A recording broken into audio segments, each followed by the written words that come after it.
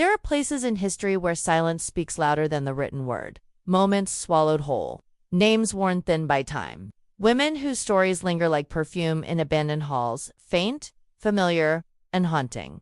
Tonight, you will not hear the tales carved into marble, but the ones whispered behind veils, between breaths, in candlelit rooms, where power wore perfume and poison alike. You will hear of queens, but not the kind who graced golden thrones in daylight. Parade. No, these were rulers born in shadow, cloaked in rumor, moving through the halls of empires like scentless smoke.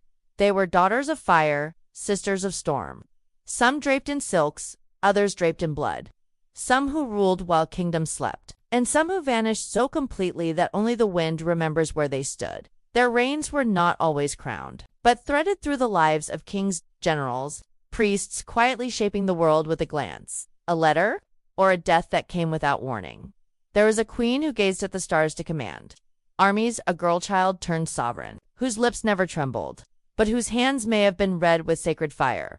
There was one whose grief birthed a fury, so elegant that entire cities were erased beneath her morning smile. Another wrote to a foreign king in a script of desperation, the last breath of a cursed bloodline carried in ink. And then she was gone. You will meet them all in time, not with fanfare, but with quiet footsteps, like walking through a corridor, lined with painted eyes, each one watching, each one waiting, each one remembering. What does it mean to vanish from history, but not from legend? What remains when the tombs are empty and the scrolls are silent, yet their names keep rising from the dust, like thorns pushing through ancient soil? Perhaps tonight you will understand, not in shouts, but in murmurs, not in light, but in the velvet dark behind your eyes. So let the world fall away. Let sleep rise like a slow tide and drift with me through the veiled pages of time, where queens do not sleep peacefully in their graves. They wait.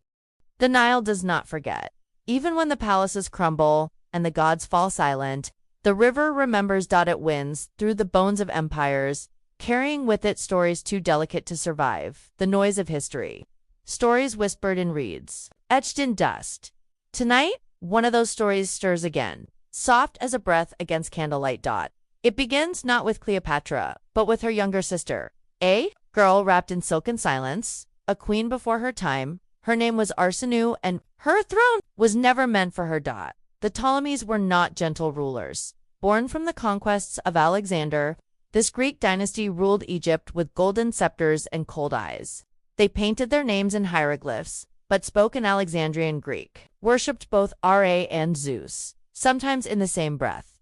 And they ruled not as a family, but as a battlefield. Brother against brother, sister beside lover, poison in the wine, daggers in the dark. Theirs was an empire perfumed with myrrh and soaked in blood. And in the last flicker of its flame, two sisters stood at the center, Cleopatra, known to the world, and Arsinoe, forgotten by most. Arsinoe IV was no ordinary child. She grew up within the stone walls of Alexandria's royal palace, a city carved by scholars, haunted by ambition. The Library of Alexandria once stood nearby, its scrolls stretching into eternity.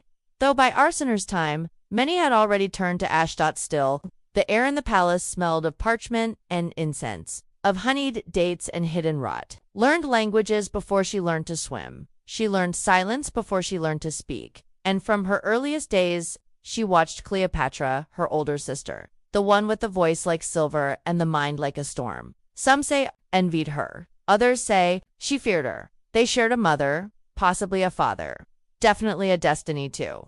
Narrow for two daughters to survive it. In the Ptolemaic tradition, queens married brothers, siblings reigned together, not always by love, but by law. It was believed. This kept power pure. But what happens when the throne is crowded?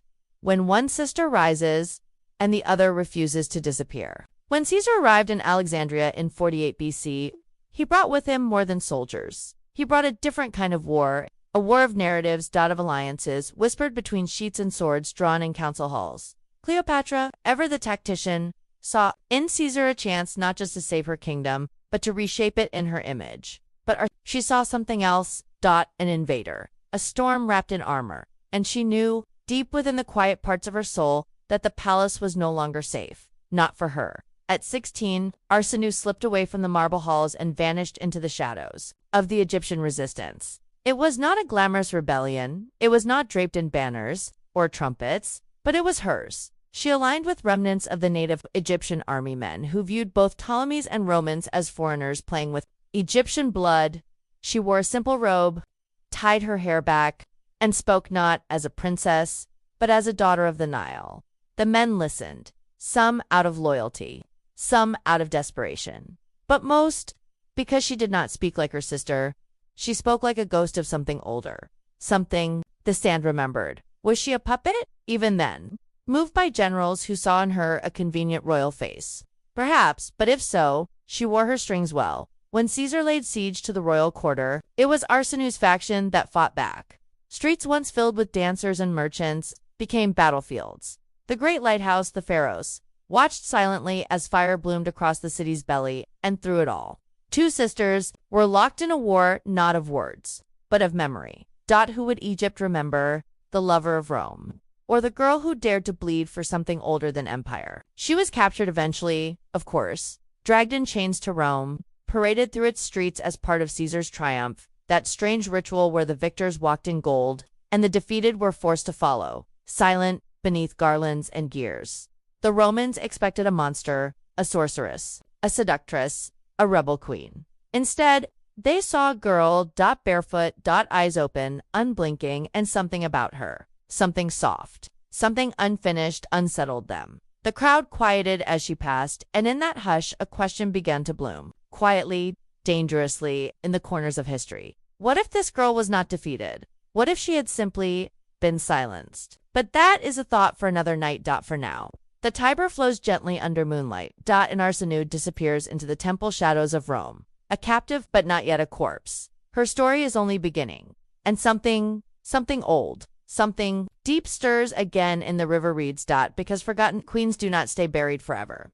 Not where the stones still whisper, not where the wind still asks. What happened to Arsinoe? The temple of Artemis Leucophryne stood on the slope of the Palatine Hill, quiet, white, and remote. This was where they placed her, not in a cell, not in chains, but in a sanctuary, a shrine meant to mask a sentence. Rome had no prison fit for a royal, and Arsinoe, though stripped of power, still carried the weight of her name. So they cloaked her exile in ceremony, a priestess in borrowed robes, a goddess with no altar, a queen, hidden in plain sight. The people of Rome did not speak of her much. Most had forgotten the triumph by then. The wars had moved on, so had the theater, the markets, the politics, and Cleopatra, radiant. Ruthless Cleopatra had returned to the city, not in chains, but in pearls. She rode through the gates with Caesar's favor blooming at her feet like poppies in spring. Her ships glistened with paint. Her retinue trailed incense and song. They called her Isis reborn, the queen of the Nile, the consort of a god. And just a few streets away, in a temple surrounded by laurel trees and silence, her sister watched.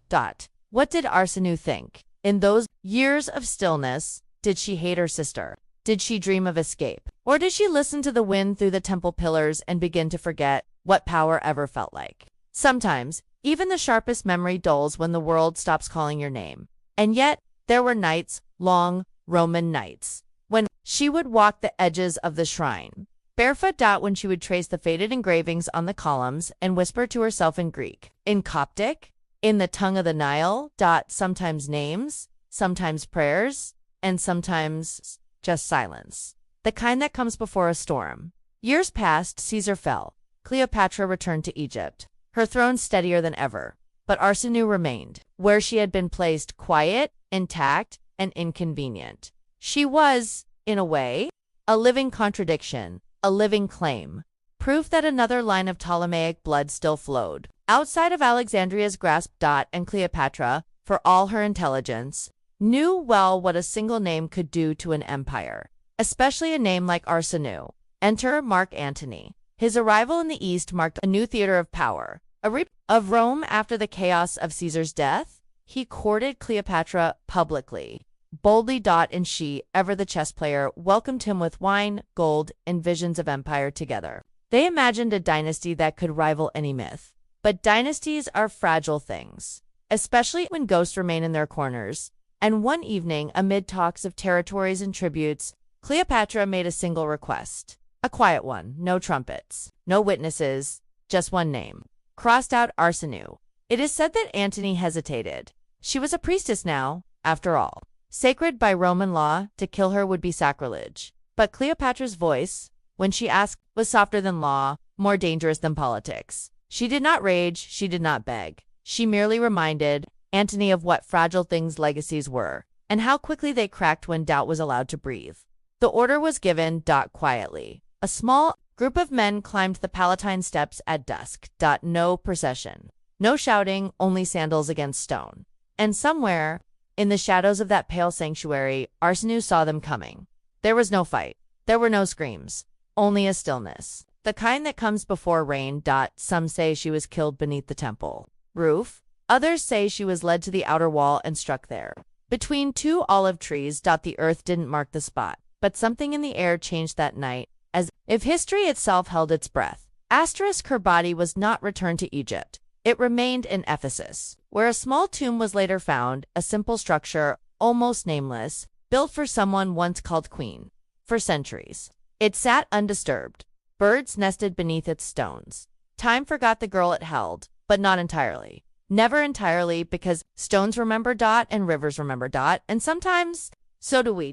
In her death, Arsinoe became something rarer than a ruler. She became a question. One Rome refused to answer. One Egypt buried with scented oils and public silence. One historians still debate.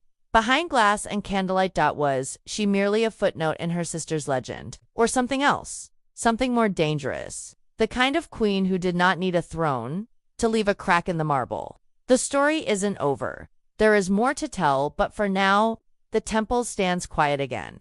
And the moon hangs low over the Palatine stones. No names are spoken. Only the wind stirs the laurel. And somewhere, very far from home, a girl still walks barefoot in the dark, not defeated, only waiting to be remembered. Centuries passed. Rome fell and rose again in pieces. Alexandria dimmed beneath the dust of forgotten scrolls. And the marble tomb that once held a girl queen faded into the limestone hills like a memory swallowed by fog. But memory does not vanish. Not really. It lingers in fragments, in broken statues, in half-legible names carved with care and struck down with haste. It lingers in dreams and in questions, always in questions. In the late 20th century, in the ruins of Ephesus, archaeologists unearthed the remains of a curious burial structure. Not large, not ostentatious. But strange in its proportions, feminine, delicate, and unmistakably royal in its design. There were no grand inscriptions, no gold. New sarcophagus, only a quiet arrangement of worn stones, beneath the shade of a eucalyptus tree. Yet something about the tomb felt intentional, as if someone had once tried to bury not just a body, but a truth. When scholars examined the bones, a new whisper entered the story. The remains belonged to a young woman, likely in her late teens or early 20s, of mixed heritage. She stood small but upright. Her bones bore no marks of childbirth. No signs of disease. Only a fracture in the skull. Clean, targeted, final. A ceremonial killing. A public silence. The debate opened like a scar in the academic world. Some said it was mere coincidence. Others, historians of that quiet kind who spend more time among dust than declarations, were not so sure. They traced the measurements of the tomb. They mapped its location against Roman records. They studied the temple walls. And the whispers grew louder. Could this be her? Could this quiet, unnamed grave belong to Arsinoe, for the last rival queen? The sister sacrificed beneath a marble sky. Number 1 knew for certain. Not entirely, but in the stillness of those ruins, something stirred. A presence, not mournful, not angry, just waiting. And perhaps that is the point of her story, that she was not meant to be remembered through monuments or mosaics, but through unease, through the sharp breath you take when you realize how close power always walks beside fear. How even a teenage girl, crowned in a collapsing kingdom, could become a threat so profound that empires moved to silence. Her. Not in war, but in ritual. Cleopatra understood it. She had grown up watching brothers die, watching tutors disappear, watching Rome circle like a patient predator. She knew the cost of mercy, she knew the value of a whisper, and she knew, better than anyone, that history remembers queens not by their bloodline, but by their absence. Arsinoe's life became a symbol, not of rule. But of erasure, of how fragile truth becomes when it threatens beauty, of how power, when wielded with incense and gold, can kill softly without swords, without noise, a death not shouted from battlements but spoken once, and never again. And still, the question lingers. Did Cleopatra truly fear her sister, or was it something else? A shadow from their childhood. A prophecy muttered by an old servant on a rain-heavy night. Did she look at Arsinoe and see her younger, self-naive, passionate, idealistic, the girl she once was, and had to destroy? Did she mourn her, even a little? We'll never know.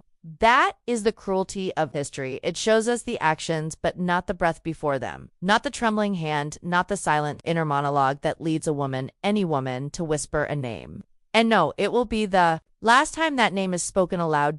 In a museum once, a child stood in front of a reconstructed Roman sculpture, a marble face, unmarked, unnamed, young. And the child asked, "Who is she?" The guide smiled, then frowned. They didn't know. But the air in the room shifted. A name unspoken hung like dust in the beams of light. And somewhere, perhaps in the stones or in the trees that outlive us all, Arsinoe listened, still waiting. The Temple of Artemis stood high above the wind-washed streets of Ephesus. Even in its faded glory, it remained immense. A structure carved not for the worship of gods, but for the memory of them. It was here that Arsinoe lived her final years. If one can call it living, she was not imprisoned. Not truly. But she was not free either. A sanctuary, that was the word used. A holy space. A sacred pause between power and punishment. Each morning, she walked the colonnades barefoot, not by law, but by choice. She said the marble felt like water, cold and eternal. She said it reminded her that even queens are ghosts walking on stone. The priestesses gave her room, some out of respect, others out of fear. She spoke little, but listened much. And when she did speak, her voice did not tremble. It was not the voice of a girl anymore. It was the voice of someone who had seen the edge of empire and was not surprised. In the evenings, she lit her own lamps. One for the mother who had vanished in her youth, one for the father who had fallen in chaos, and one, always one, for her sister. Not in bitterness, but in mystery. She would stare into that third flame for hours, sometimes smiling. Sometimes not. Did she forgive her? Did she understand? Even then, that power is a chain wrapped in silk. Beautiful, yes, but choking all the same. Perhaps. Or perhaps forgiveness never entered her heart. Perhaps she kept that flame lit only as a mirror, a reflection of the face that had once stared back at her across a battlefield in Alexandria. Not an enemy, but an echo. Word came, as it always does in such stories, by messenger. Not a soldier, a diplomat, polite, well-fed Roman. He bowed too deeply, smiled to easily. And handed her a letter sealed in wax. She did not open it. She did not need to. The wax bore no mark of her own house. It was Caesar's. That was enough. The priestesses wept when they learned. Some tried to protest, others prayed, but Arsinoe, she walked calmly to her chamber. She took down the few things she had kept. A bronze comb, a broken statue, a parchment map of the Nile drawn by her own hand. She placed them all in a satchel made from worn Egyptian linen. And then she sat, waited. They came at night.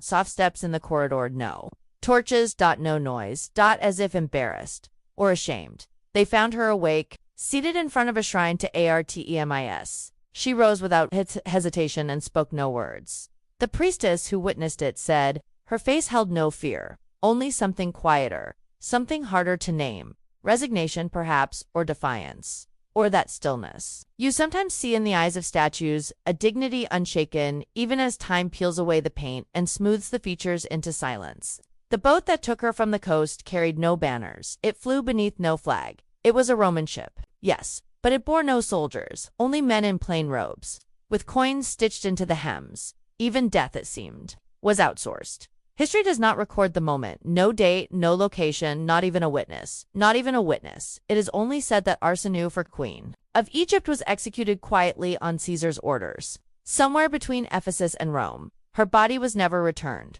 Her name was never formally denounced. She vanished, not in war, not in scandal, but in suggestion. Like a line erased from a scroll, like incense rising too quickly in the night air. And Cleopatra, she said nothing. No decree. No celebration. Only silence. And then she went on ruling, more brilliantly than ever, more dangerously, perhaps, than any ruler of her line had ever dared to be. Some say it was necessary. that a kingdom cannot survive if the past is allowed to breathe beside the throne. Others say it was fear not of arson, but of what she reminded Cleopatra of youth, of mistakes, of a different path never taken. Asterisk. But there were always rumors that Arsanu's spirit never left the temple, that the priestesses could feel her near the columns when the wind howled. Before dawn, that offerings left on Artemis's altar sometimes vanished without explanation, and that somewhere far beyond Rome's reach, her name was still spoken by those who had not forgotten. Not in rebellion, not in anger, but in remembrance. Because sometimes the stories we erase return in stranger forms, not to punish, but to remind that no queen is ever fully forgotten, only misplaced, waiting like a breath held in a long hallway for the right moment to be heard again. Time, like the Nile, does not always rush forward. Sometimes it coils, it eddies, it turns back on itself in strange places, ruins, dreams, unanswered questions. And in those bends of time, Arsanu still walks, not in body, but in memory, in the spaces between what was written and what was left unsaid. After her death, there was no outcry, no riots, no mourning procession winding through Alexandria's streets, no tomb raised in her honor, not even a stone with her name. She was 16 when she defied Rome, barely 20 when Rome erased her a girl. They called her a footnote. But there are no footnotes in fate, only quieter chapters. The temple of Artemis endured a little longer, but its silence grew heavier. Visitors began to speak in hushed tones within its halls. Some claimed they heard a woman's footsteps at night. Others said the candles near the southern colonnade refused to stay lit. And the priestesses, they stopped using her name, not out of fear, but out of reverence, that as though she had passed from history into myth. A few scrolls mention her scattered, fragile, uncertain. One Roman historian wrote of a Ptolemaic pretender, executed on political grounds, name smudged beyond legibility. Another, more poet than scholar, called her the queen without a tomb. And centuries later, when archaeologists unearthed remnants of Ephesus, they found nothing of her. No sandals, no comb, only columns. Scorched by time. Only echoes, but whispers. Have long memories. In certain corners of Egypt, old women still tell stories. Stories of a young queen who walked barefoot through blood and marble, who spoke to no one, but listened to everyone, who vanished not in failure, but in firelight. A spark no empire could extinguish. Even Cleopatra, who won the throne and lost the world, could never fully erase her sister, because every triumph needs its shadow and every crown bears the weight of who was left behind. Sometimes, when the Nile runs low and the reeds bend toward the east, fishermen claim to see two women walking along the banks. One wears pearls, the other nothing but a linen robe. They do not speak, but they walk side by side as though something, once broken, had been forgiven, not by history, but by time. Arsanu never ruled as Cleopatra did. She never bent kings to her will, or carved her name into coins. She never sailed upriver surrounded by musicians, or made love to an emperor beneath tapestries of the stars. But she resisted, not with seduction, but with stillness, with a refusal to disappear. And perhaps that is the deeper story. Not of how she died, but of how she lived. Knowing the world had no place for her voice, yet speaking anyway. Not loudly, not boldly, just enough. Just enough, just once, just forever. The Nile does not forget it, remembers queens who ruled it, remembers those who were ruled, and it remembers the ones in between. The ones who tried, who stood, who vanished. It carries their memory in silt and current. It buries their secrets in the turning of reeds. But on quiet nights, when the moon drips silver on black water, it sings softly of a girl in the temple, of a crown never worn, of a name the wind still knows. The marshes of Ravenna do not speak aloud.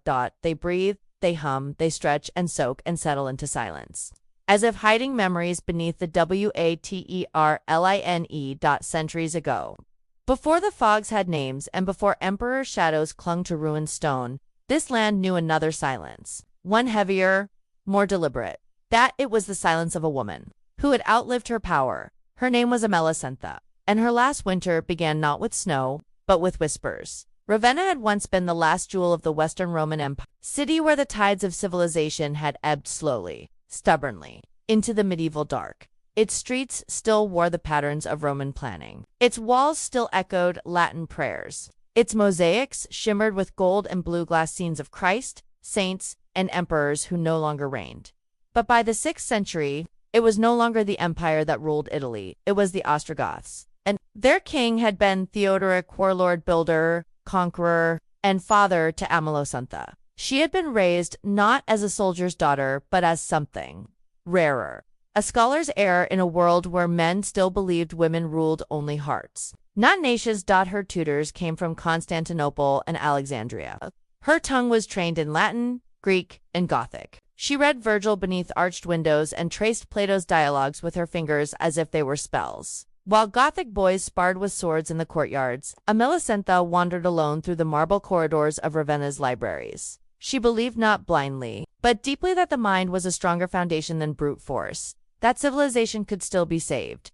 Even here, even now, even with Goths in Rome. Her father Theodoric ruled with blood and brilliance.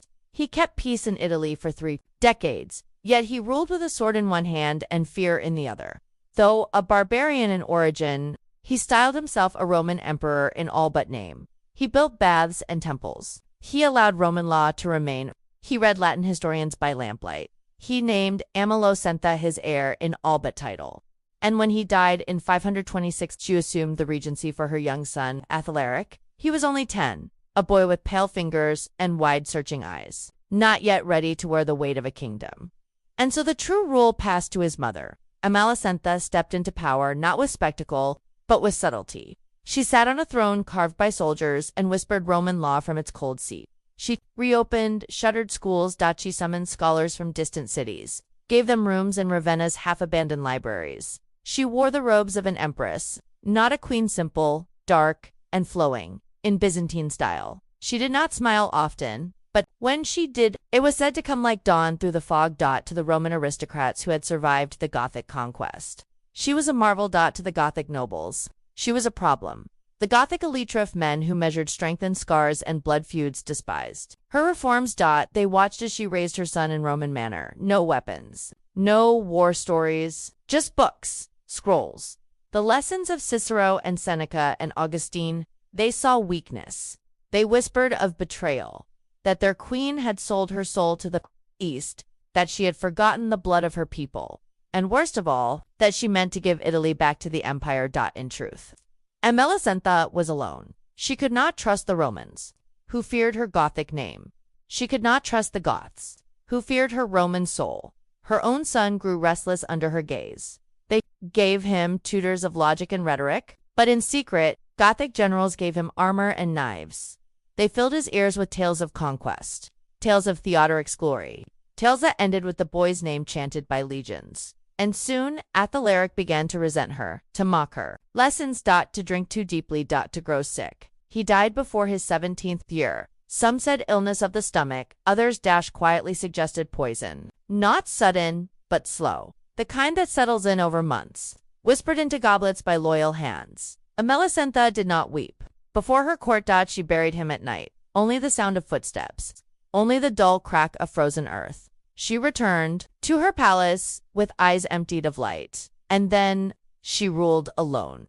With no heir, her position was perilous. The Gothic lords circled like wolves, calculating. But Amalasuntha did not run. Instead, she wrote. Her letters crossed the Adriatic, carried by careful hands to Constantinople. To Emperor Justinian, the Eastern Roman Emperor, ruthless, brilliant, and hungry for history, she proposed a union not of love, nor war, but of convenience. If they kill me, she wrote, let the East reclaim what it lost. Let Rome rise from ashes, not by conquest, but by inheritance. She offered Italy as a gift if Justinian would only wait, and, perhaps, protect her. He responded with smiles and silence. But silence, Amalasuntha knew, could cut deeper than words. Still, she made her second move. She appointed a co-ruler, her cousin Theodahad, an aging scholar, timid and obscure, who seemed safe, controllable.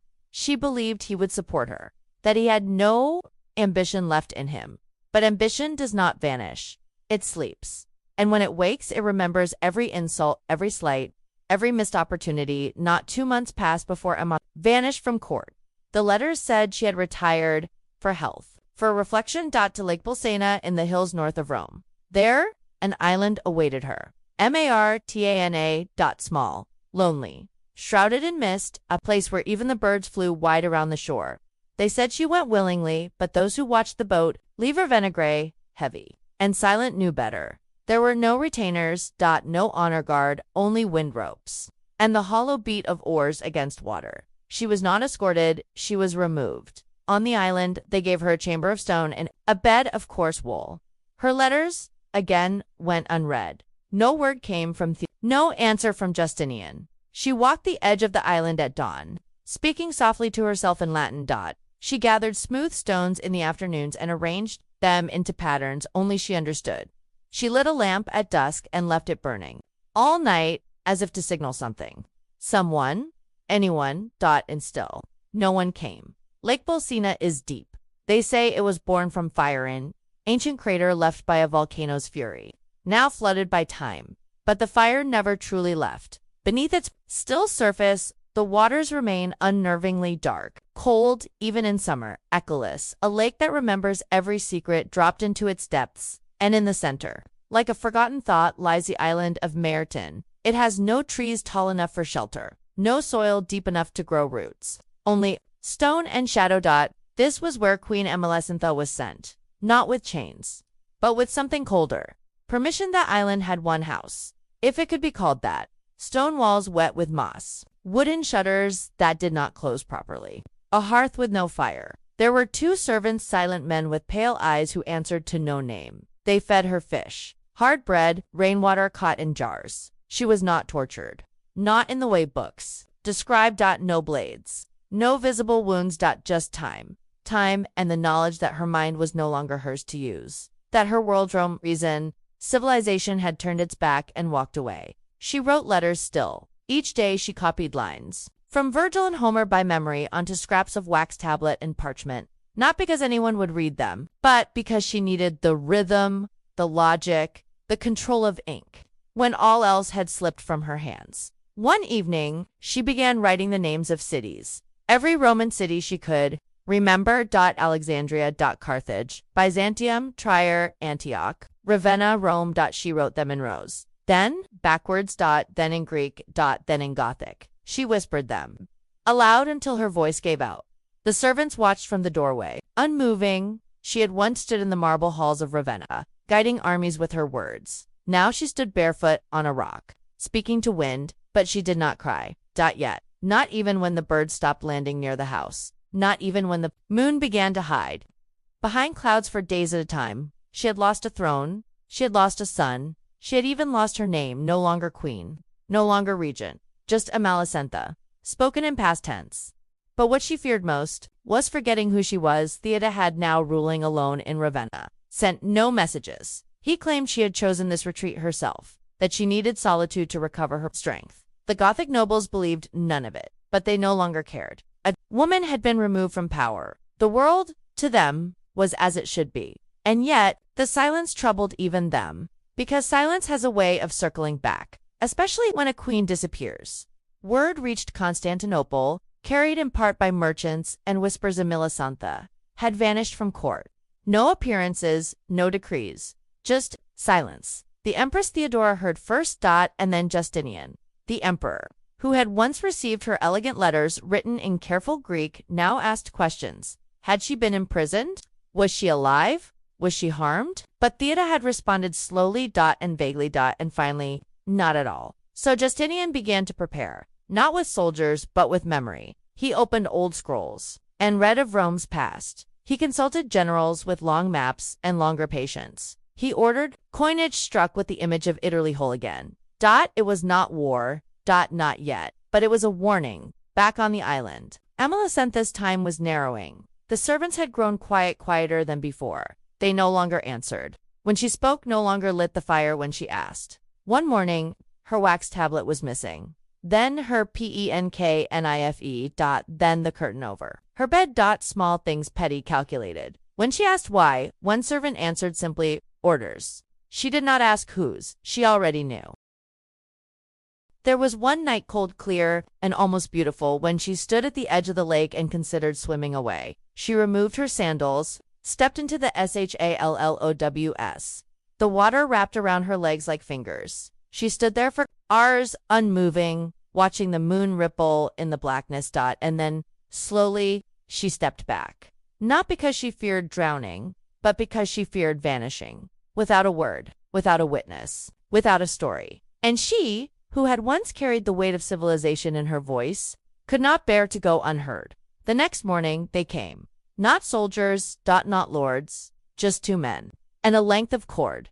It happened inside the house. No screams, no blood, only the dull sound of something falling, a soft thud against stone, and silence. They say she was strangled, but even that word feels too violent for what they did. It was erasure. The quiet removal of a person from the page of history, no trial, no burial. Her body was carried to the edge of the island, rowed out into the middle of the lake, and dropped. The water swallowed her as if it had been waiting. No ripple, no splash, just the quiet hiss of a life ending. But history does not sleep. Forever. And Amalasuntha, even in death, did not remain forgotten, because the silence she left behind was loud. In Constantinople, when word finally reached Justinian, confirmed by his spies, sharpened by rumor, he did not weep. He did not rage. He planned. He summoned his general, Belisarius, a man whose loyalty was cold and clean as glass, and he spoke 5 words. The Goths have broken trust. That was all he needed. A justification,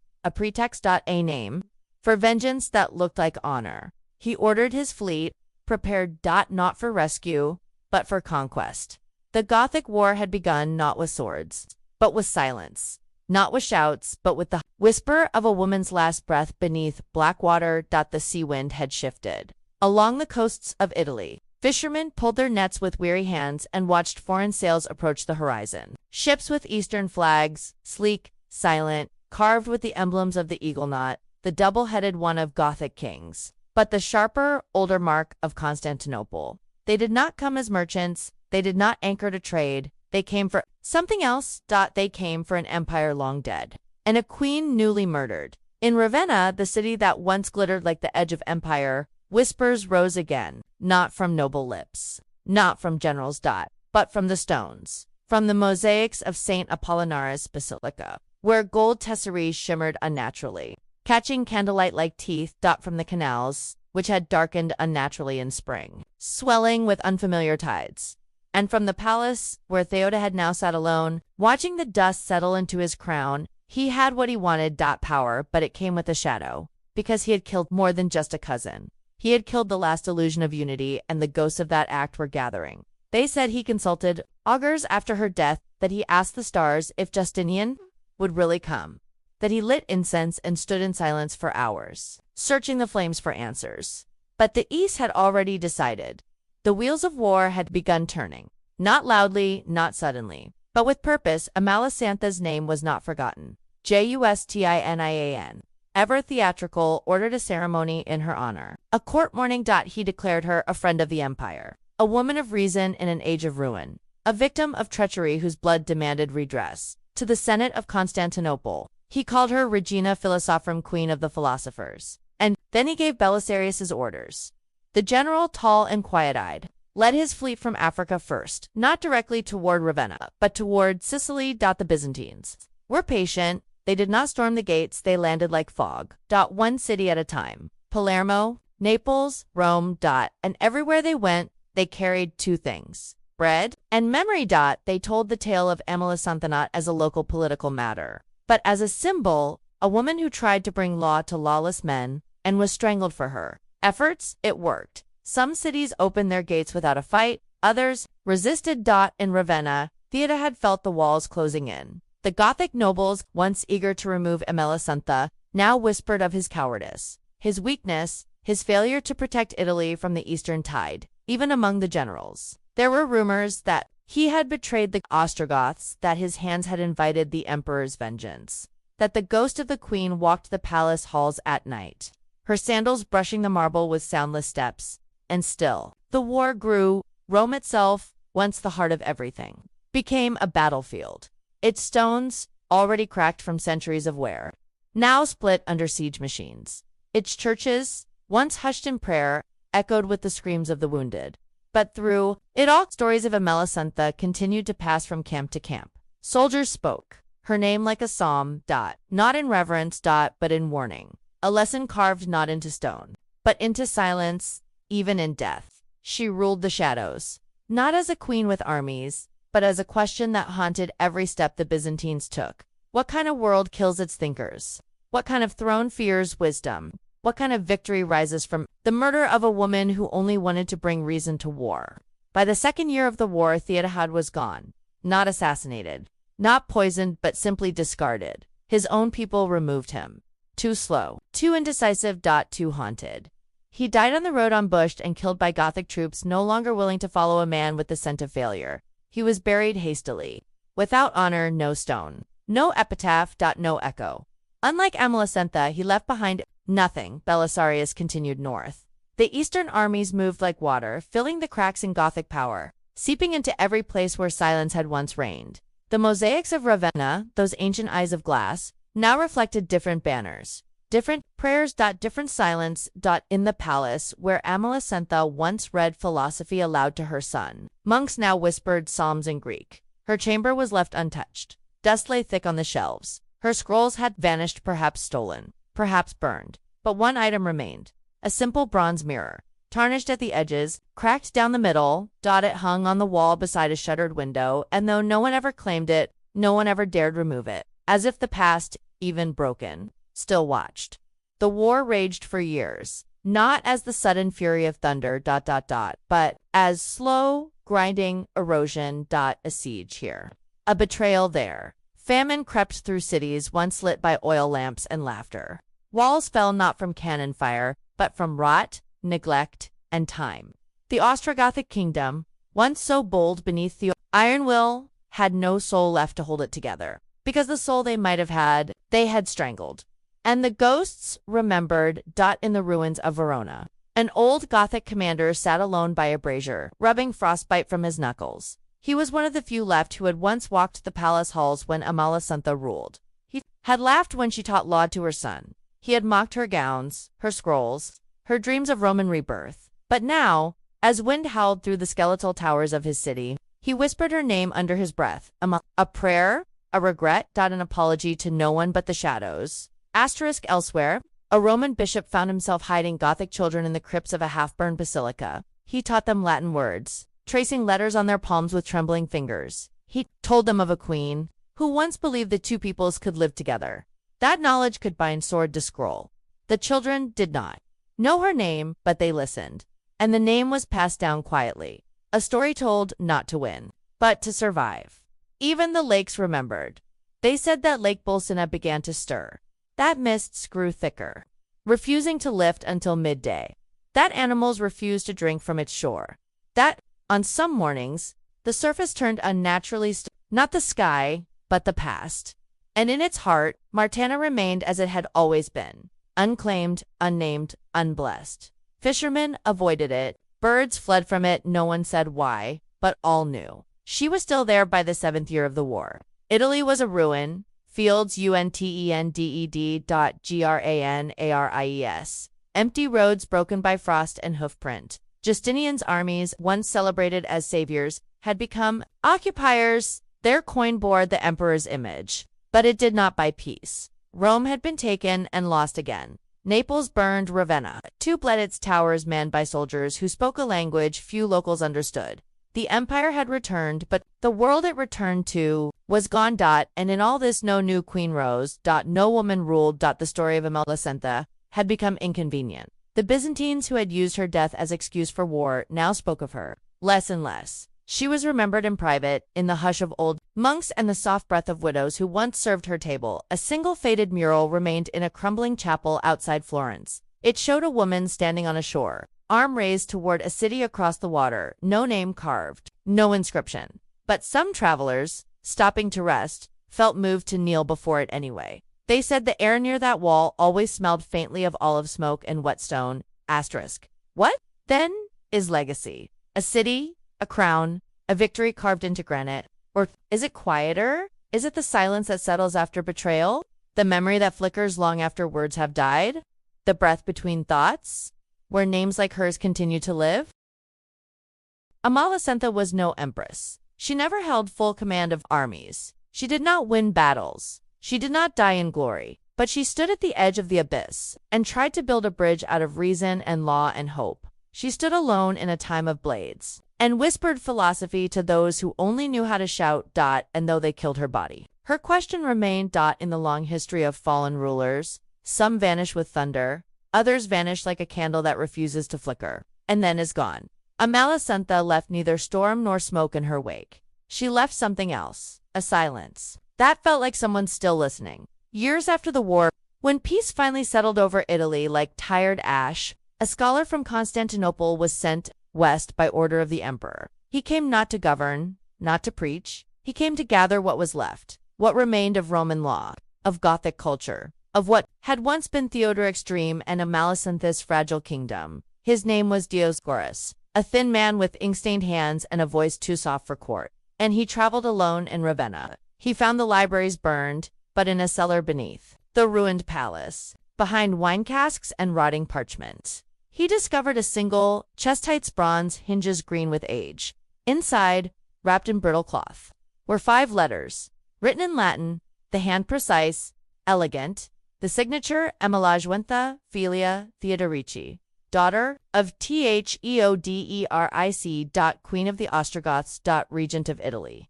He read them by oil lamp in an empty chapel.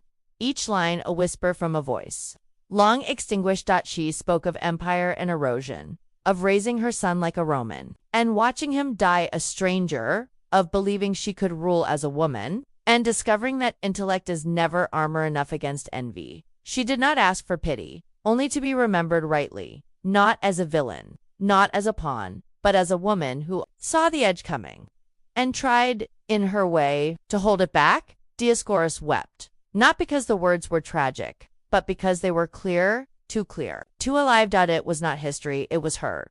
He took the letters back to Constantinople, showed them to no one, kept them locked inside a chest beneath his bed, next to a scrap of cloth embroidered with a Latin verse, in silentio veritas.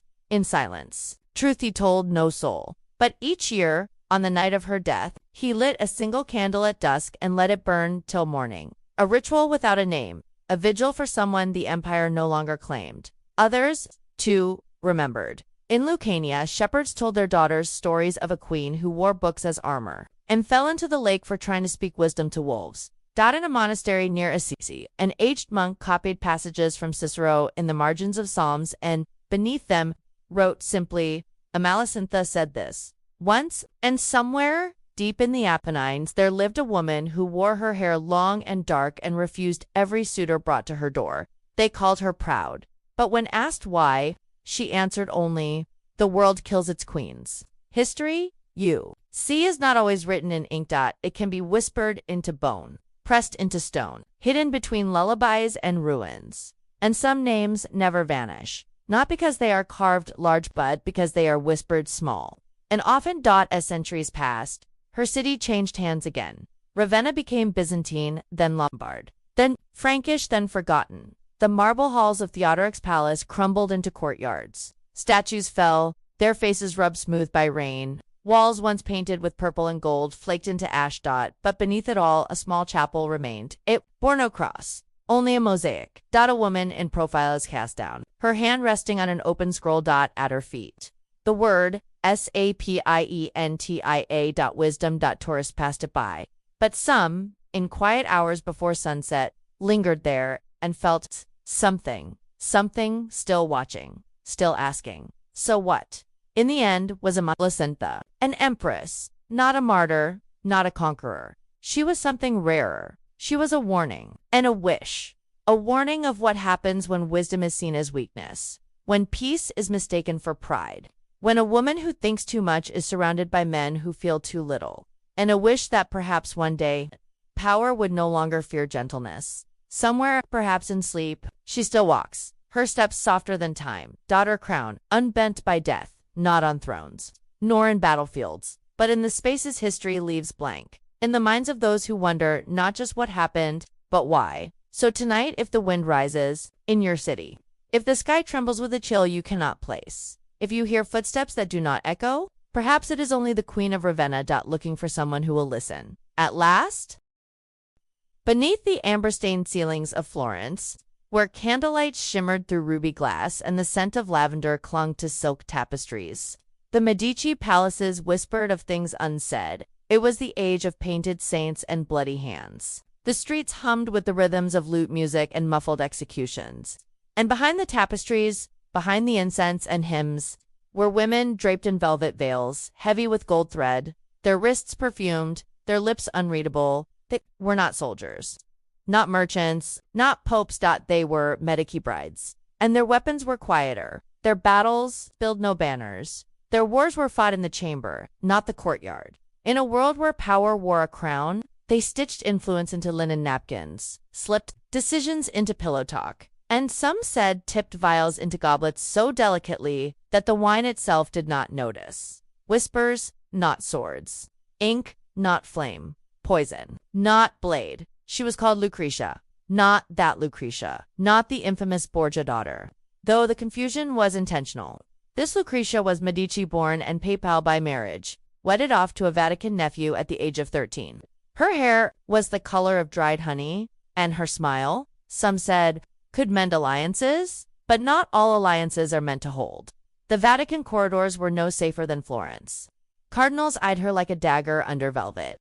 Her husband, young and unsure, turned to other women by the second winter, and Lucretia, left to dine alone, dressed in lace she could barely afford to maintain, began studying flowers. That was how it started, with flowers belladonna, growing along the Vatican garden wall, purple and soft like bruises. Monkshood, in the northern cloisters. White hellebore nestled among the basil and thyme. She learned their shapes, their habits, their scents. She pressed them into books, black-covered journals bound in goat leather, with no title on the spine. What began as curiosity became inheritance. Florence had always passed secrets from mother to daughter, aunt to niece, behind drawn curtains and locked doors. Recipes for perfumes and for tinctures. Potions meant to still a troubled stomach. Teas for sleepless nights. Drops that made a cruel man sleep longer than intended. Some women wrote them down, others simply remembered. Lucretia, ever the good wife, never wrote names, but she remembered faces. One cardinal who mocked her accent and collapsed at mass. A seamstress who betrayed her loyalty and vanished. Her shop boarded shut. Even her husband growing ill not long after refusing her the dowry payment she was. Odie he recovered, of course, but his voice remained rasped and his hands trembled when lifting wine. Coincidence, they said, just winter sickness. But winter in Rome was not so cold. Far from Rome, in the Palazzo of Florence, another Medici bride embroidered initials into napkins while counting the days since her wedding.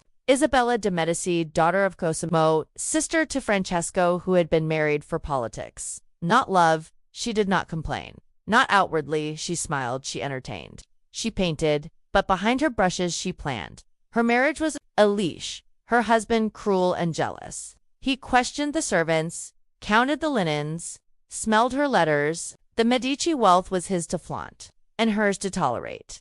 Yet Isabella remained composed, dressed in warm brocade, cheeks powdered with pearl dust. She sipped mulled wine with the ladies of the court, and listened to rumors, to mistakes, to where the servants went when they weren't summoned.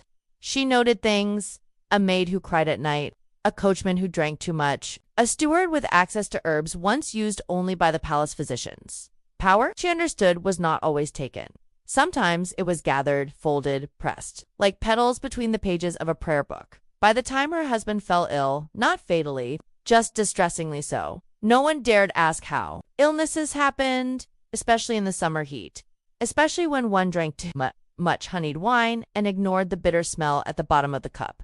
The Medici women, you see, were not murderers, not in the way men imagined. They were preservers of influence, of freedom, of silence. To be a Medici bride was to live with the knowledge that you were watched from every archway and alley, that your dowry was your shield, and your childbearing hips were your treaty. It was to understand that power, when dressed in a corset, had to be subtler than any man could guess. They learned early on which coughs mattered, which perfumes masked more than sweat, which powders dissolved in wine without color, without scent, and which confessions were best whispered only to God and to the apothecary. In one infamous tale passed down with hushes in Florentine drawing rooms, a young duchess, barely 17, was gifted a ring on her wedding day. Hollow inset with a twistable seal. Inside a pale powder, fine as snow, bitter as betrayal. She wore it often, but never twice in the same week. No one could prove it. No one tried. When her husband died, red in the face, clutching his throat after a banquet roast, the doctor said food poisoning. The court grieved. She wept. And by morning she had inherited his lands, his titles, and his library. One. That included a collection of herbals, handwritten, marginoted, marked with tiny stars beside the most dangerous plants. Florence in those years was gilded and deadly. Its bridges crossed rivers that once carried the ashes of secrets. Its cathedrals echoed with both psalms and sighs. And in the upper rooms, where tapestries softened the chill, Medici brides grew wise, not cruel, but calculating. They painted their faces, they brewed their tea, and they remembered who had wronged them. Because in that world, memory was armor. And sometimes revenge wore pearls. Would you have known? Had you been there? Would you have seen the flicker of fear behind the smile? Would you have sipped the wine? Would you have tasted the bitterness? Or would you have smiled back, unaware, as the Medici bride offered you another goblet, her ring glinting faintly in the firelight? The Medici Palazzo at dusk was a cage wrapped in silk. From the outside, its shimmered windows glazed with golden glass, gardens coiled in roses and wild rosemary.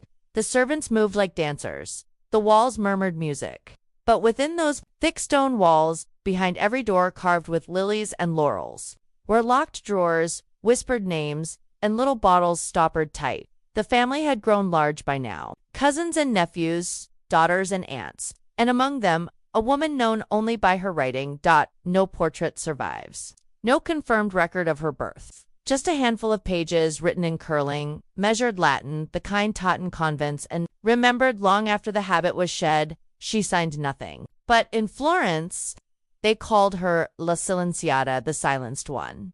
Not because she could not speak, but because she never needed to. Her black book, passed from hand to hand behind closed shutters, was said to contain 63 recipes, some for soaps, others for wines, but sprinkled throughout like thorns in a wreath were entries written with care, in red ink, often coded. One entry translated generations later read, "For a husband who will not be hushed, white lead and vinegar, shaken in a silver spoon, and minister at moon's rise when shadows are longest. 3 drops only." Another, 2. Cause a memory to wither like rosemary and frost. Crush poppy seed with dried henbane, mix in honey, stir 5 times clockwise, may cause sleep of the soul. And beneath these notes, pressed between the parchment pages, faint brown smudges, where once had lain flower petals, dried roots, or a single strand of hair. Who was she? Some claimed she had been a nun, exiled for forbidden knowledge. Others whispered she was a noblewoman, perhaps a discarded Medici bride who returned to Florence, bitter and wise. But no one truly knew. All that remained was the book, and the trail of effects it seemed to leave in its wake. Asterisk, in 1562, a banquet was held in Florence to celebrate the birth of a Medici heir. Musicians played viols and flutes.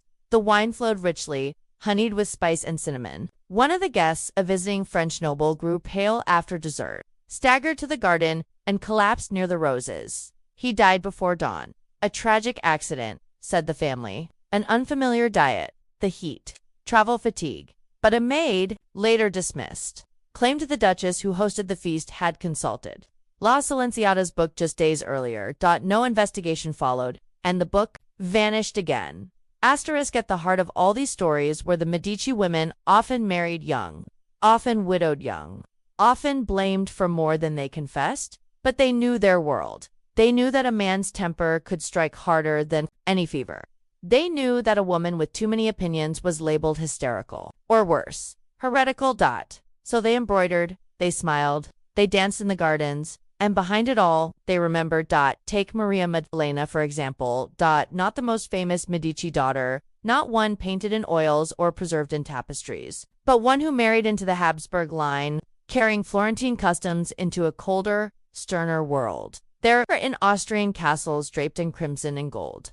She carried a velvet pouch hidden in her gown, tiny vials wrapped in kid leather, each labeled with a single symbol, a sun, a feather, a single drop of blood. She was never accused of poison, but 3 women who stood in her way, each one a rival for her husband's favor, died over the course of 2 years. A coincidence? Again, as always. But one court musician later recalled that Maria Maddalena never drank from a goblet that had not been poured by her own hand. And when her husband fell gravely ill, she stayed by his side night after night, whispering prayers, offering sips of water. He recovered, but he never walked again. And then there was the case of the mirrored box, a curious story. This one retold most often by candlelight during storms. When the wind knocked at the windows and the fire cracked without cause, a Medici cousin, newly married, was gifted a box lined with Venetian glass. Inside, a single vial filled with clear liquid and a note that read only, "For when you must choose silence." She never used it, or so they said, but her husband, once loud, once violent, once cruel, became suddenly devout, quiet, shaky in the mornings. He died in his sleep 3 winters later. The box was found untouched, but the liquid had darkened. Were these stories real?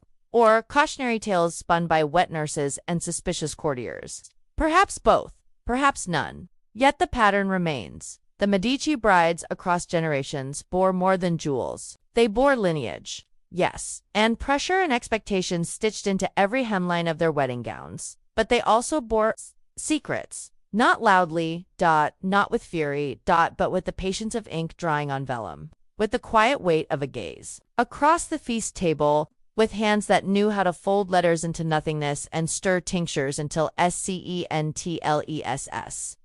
Is it so hard to believe that women stripped of swords found other tools? That, in a world ruled by men who died by dagger or duel, these brides instead ruled softly with knowledge older than any battlefield? With garden lore passed down not by books, but by bruised petals and sighs. The stories are there, not in chronicles, but in margins, not in frescoes, but in fading ink. And still, in Florence, they whisper, not of queens who screamed, but of brides who never raised their voices, and yet changed the world all the same. There was always a sheen of civility over the Medici court's perfumed cloaks, golden cutlery, silk tapestries swaying in the candle breath of quiet corridors. But beneath it, something darker always lingered. After Eleanor and Isabella, it was only a matter of time before another Medici woman continued the quiet alchemy of influence. Her name was Caterina de' Medici, not born to rule, not at first. Caterina was a daughter of compromise, orphaned as an infant, shuffled between monasteries and noble houses like a delicate piece of stained glass. Yet somehow, she never shattered. Instead, she learned, she listened. Behind the cloistered walls of Santa Maria Novella, among the Dominican friars and their bitter herbs, she observed the slow craft of infusion, of mixing leaf with root, of extracting spirit from matter. They thought they were teaching her medicine. They were not. They were giving her power. When Caterina was finally married off to the French prince, Henry of Orleans, most thought she would vanish into the long shadow of foreign court life, just another pawn from a half-fallen house. But the girl who entered France bore more than Medici blood. She carried Florence beneath her skin like a secret tattoo. And in her trunks, embroidered with lilies and stitched with Latin prayers, were PHIALS. Small ones. Unlabeled. Delicate glass. Mouths sealed with wax. She said they were perfumes. And perhaps they were. Perfume and poison, after all, share the same art. Distillation in Paris. The Valois court was a carnival of ambitions, sly smiles behind jeweled masks, daggers dipped in wit, lips that spoke grace while plotting ruin. Caterina learned to move within it like smoke. She waited through the early years, ignored, ridiculed, her husband openly in love with another woman, Diane de Poitiers. But she watched, she learned, she brewed her own concoctions, tinctures for her headaches, tonics for her nerves, essences to soothe her insomnia. Servants gossiped about the strange smells from her private chambers. Lavender, yes, but also wormwood. Cam. PHOR. Hemlock. When her husband died, a tournament gone wrong. A splinter in the eye, the kind of death that can't be blamed on poison. Caterina's power began to unfold, like a veil lifted from an ancient fresco. Her influence bloomed slowly, ominously. As queen mother to 3 successive kings. She reigned from behind the curtain and beneath the curtain. She ruled with bottles. It was said that she employed a secret group of women, perfumers, midwives trained not just in fragrances but in silence.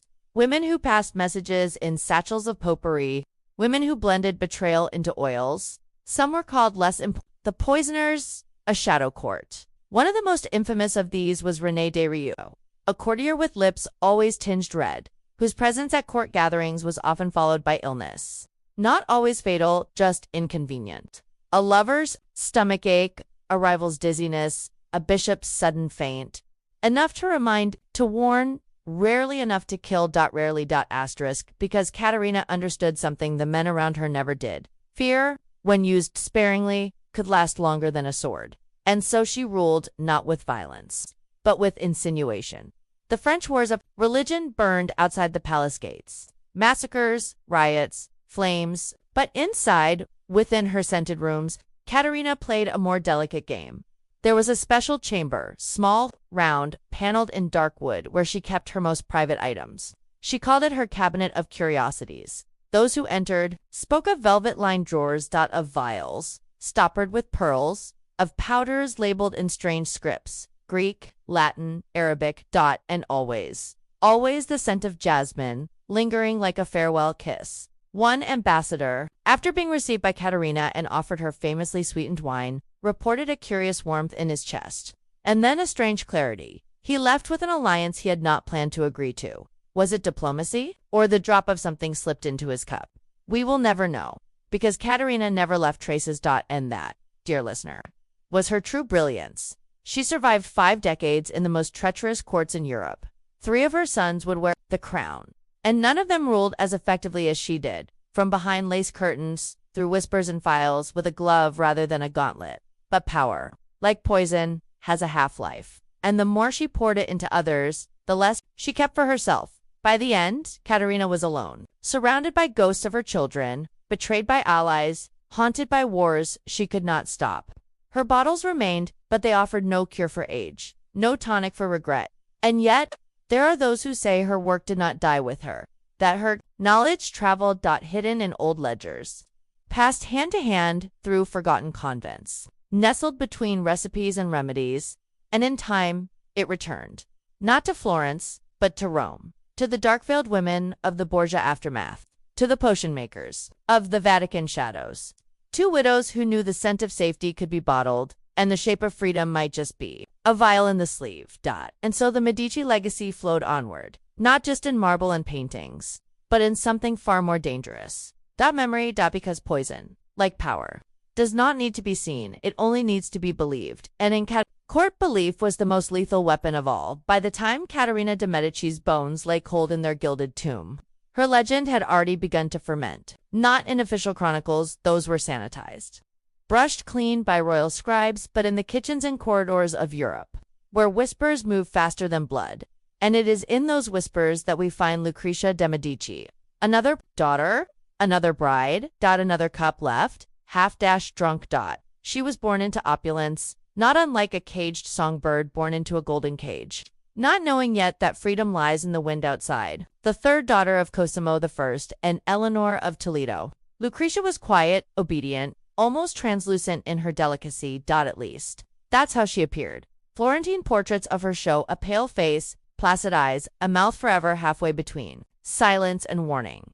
But the eyes had her mother's distance and her grandmother's calculation. She was married at 16 to Alfonso II d'Este, Duke of Ferrara, a match more political than affectionate. And on the surface, the union appeared proper.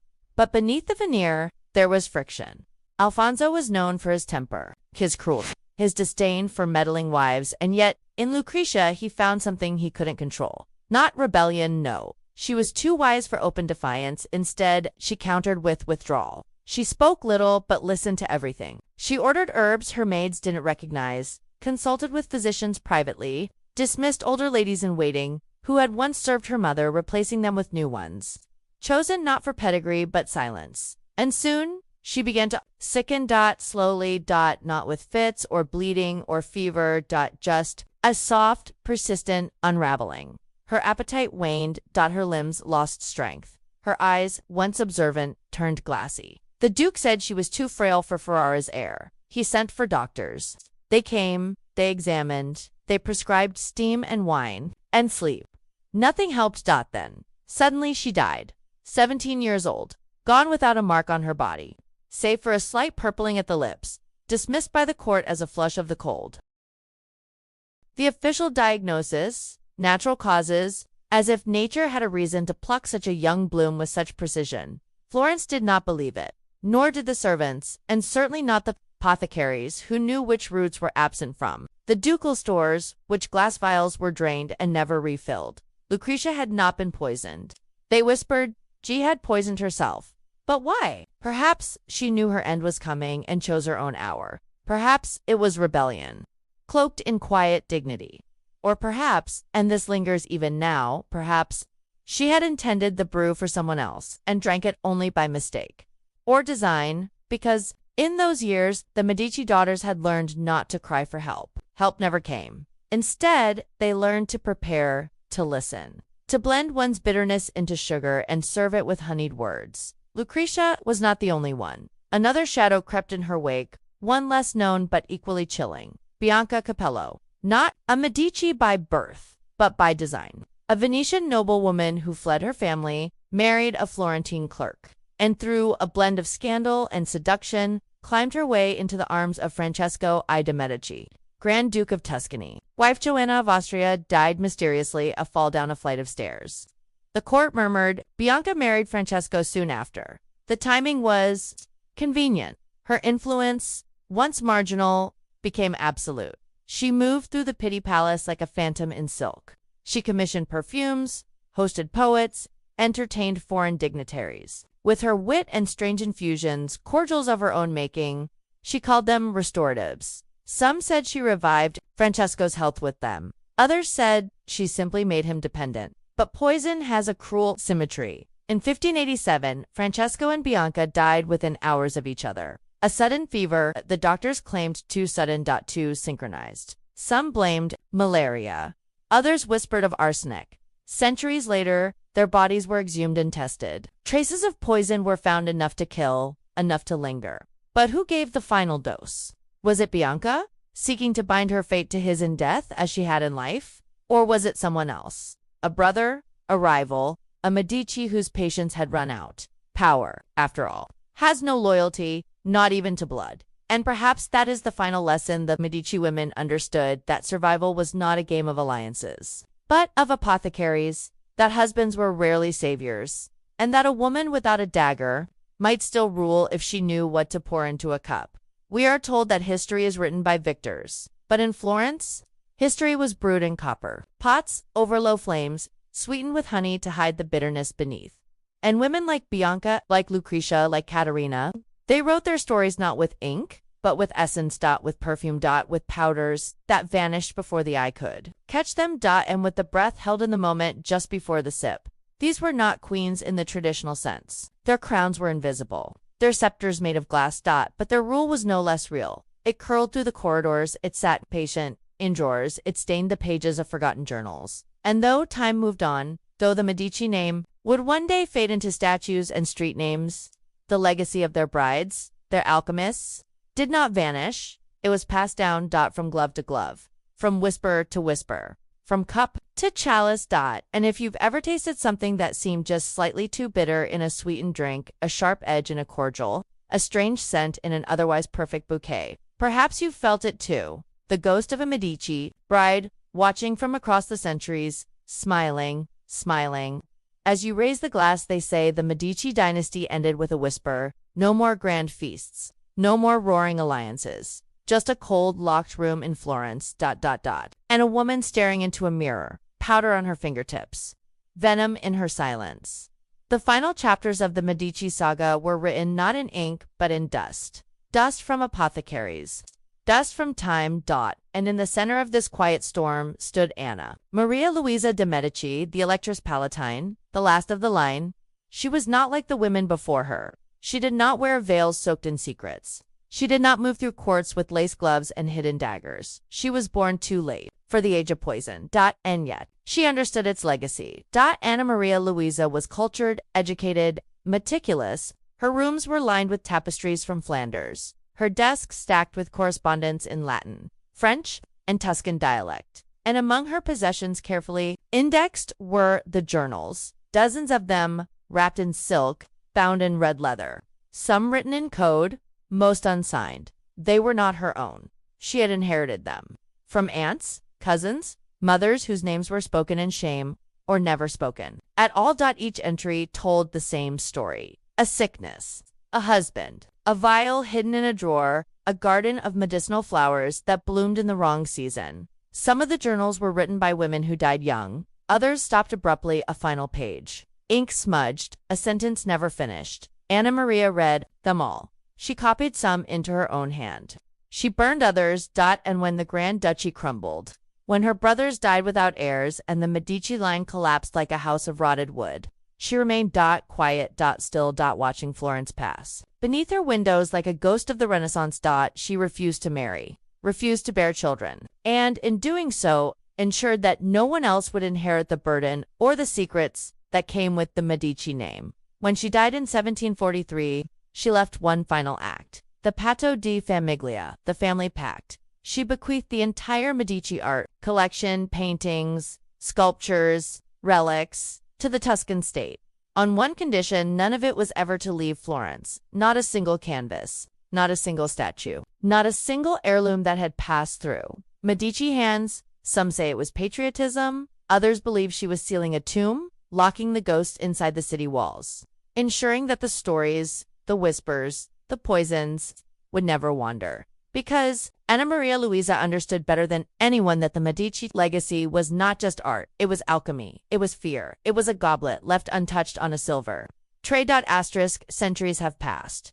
The streets of Florence still shine beneath golden light. The Ponte Vecchio still arches over the Arno like a spine of stone. Tourists roam the Uffizi. They stare up at Botticelli's Venus, at Michelangelo's David, but they do not see what lingers in the shadows. They do not hear the rustle of skirts. Behind closed doors, they do not smell the bitter root beneath the rose. Because history in Florence is not just preserved, it is buried, layered beneath varnish and velvet, behind portraits and pillars, beneath church floors and beneath gardens where nothing should grow. It is whispered through the very air. If you listen long enough, at the Palazzo Pitti, some claim to see the flicker of movement at night, a pale face in a dark corridor, a scent like crushed violets and iron. In the Baboli Gardens, where Eleanor once walked, the air is always strangely still. The wind dies suddenly at twilight. The gardeners no longer grow aconite, but the soil remembers. And in the convent of San Marco, where Medici women once sought penance or protection, the nuns sometimes hear footsteps in the cloister long after midnight. But no one is there. Just cold stone. Just breathless air. Just memory. The poisoned chalices of the Medici. Brides were never meant for history books. They were meant for silencing, for survival, for power carved into the bones of a woman. Too clever to raise a sword, but too dangerous to ignore.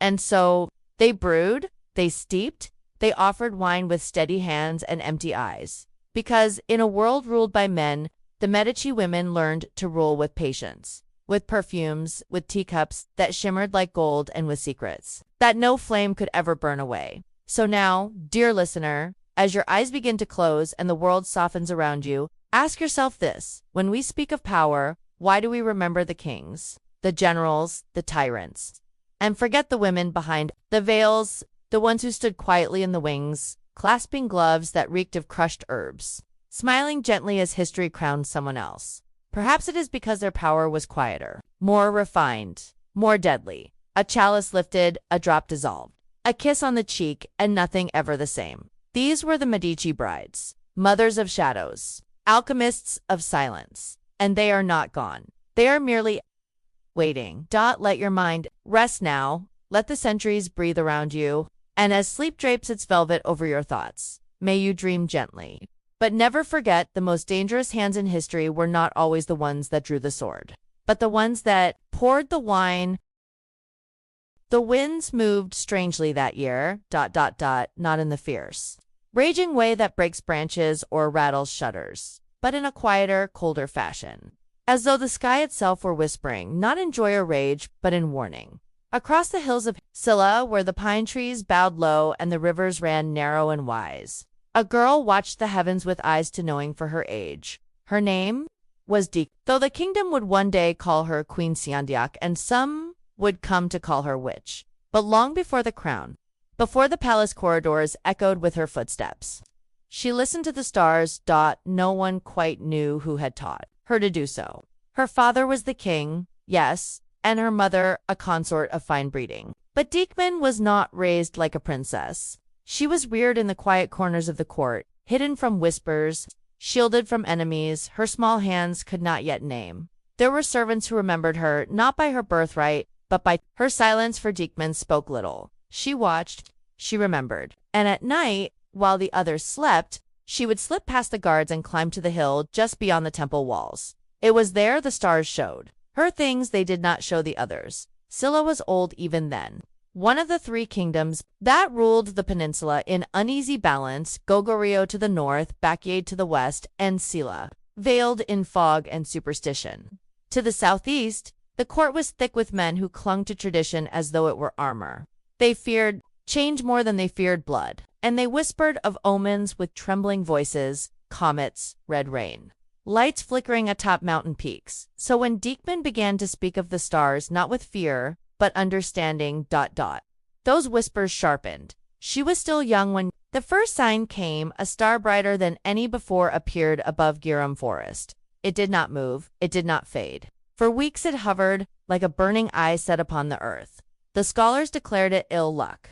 The monks muttered prayers. The peasants would not look skyward at night. But she stared into it, and when she spoke, it was with a certainty that chilled those who listened. "It does not bring death," she said quietly. Standing before the shrine flames, her face half-shadowed, "It brings a warning. The throne is not yet safe." No one answered. Not then. But her words lingered, like the smoke that curls from temple incense. Soft, invisible, unshakable. Years passed, the star vanished. But the unease it birthed remained. King Jinpyong grew older, his enemies more cunning. He had no sons, only daughters. And Diekman, the eldest, grew not into a quiet woman of courtly graces, but into something stranger. She spent her nights charting stars, her days among scholars and sages. She would vanish into the countryside for weeks, returning with scrolls written in dead tongues, with tales of foreign lands and desert skies. And as her mind grew sharper, so, too, did the tension in the court, because a woman who read the stars was unsettling, but a woman who understood them, that was dangerous. One winter, when the frost clung to the palace gates like spiderwebs spun from glass, a tower burned. It was not a war tower, nor a garrison post, but a library, the oldest in Scylla. It held scrolls collected from the Silk Roads, manuscripts bound in foreign ink. Many were Diekman's own. The fire came in the blackest hour of night. No wind, no storm, just flame rising clean, as though summoned. The blaze devoured knowledge, names, histories, maps of constellations no longer visible in the sky. Diekman stood before the ashes in silence. She did not weep. She did not shout. But those who saw her afterwards spoke of a change, a stillness in her that felt less like peace and more like resolve. She returned to the hill where she had once watched the stars as a child. Only now she brought builders, stones, mathematicians. She gave no speeches, offered no explanations, and slowly, beneath her gaze, a strange structure began to rise. A tower, cylindrical, made of stone blocks fitted in deliberate disorder, windows carved not for light, but for angles. They called it CHEOMSEONGDAE. It meant tower for viewing the stars, and it would become the oldest surviving observatory in all of East Asia. But at the time, the court only whispered darker things. What does she seek to summon? Why does a woman need such knowledge? Does she not fear what stares back? And in the shadowed hallways of power, men with jeweled rings and hidden daggers began to plan. But the stars were changing. One evening, as the lotus lanterns floated gently along the river and the city below sang the lullabies of spring, a quiet unease settled over the palace. Birds had not sung that morning. Dogs refused to bark, and far beyond the walls, smoke had been seen rising from the burial mounds, though no offerings had been left, and no fires kindled. Diekman saw it all. She recorded each sign, measured each star's path, and in the silence of her observatory, she made her decision. The king was weakening. His ministers squabbled like crows, and the people, they had begun to look toward her, not as a princess, not as a mystic, but as something else, something they could not name. The fire had come, the stars had spoken, and now a crown waited. In the stillness before dawn, Diekman stood once more upon her hill. Below her, the palace glimmered faintly with candlelight, its thousand roofs bathed in silver mist. She looked to the heavens. The stars did not blink. They watched, silent, endless. She lowered her gaze, and somewhere deep within her, beneath bone and breath and blood, she knew her time was coming, and the fires, they were not yet done. The stars had spoken, but Scylla did not yet know how to listen. Word of Diekman's learning spread beyond the walls, past palace, past province. 2 hills where farmers read the wind and monks read the moon. Some called her the daughter of wisdom. Some said she was the fire queen foretold, a ruler born beneath burning omens, marked by strange light and stranger dreams. But in the corners of candlelit chambers, where ink dripped like blood from the brushes of the royal scribes, others whispered another name, Siandiak. They said it meant virtue and benevolence. But virtue, they knew, was a dangerous word when placed on a woman, especially one who read the skies better than she read the hearts of courtiers. The throne was breaking. King Jinpyong's health had turned to mist. He no longer held court for more than an hour. His voice came in gasps. His hand trembled. When signing decrees, he looked at his daughter not as a child, not even as a woman, but as something inevitable. In a room draped with silk, its air heavy with ginseng and cedar wood, he summoned Diekman one final time.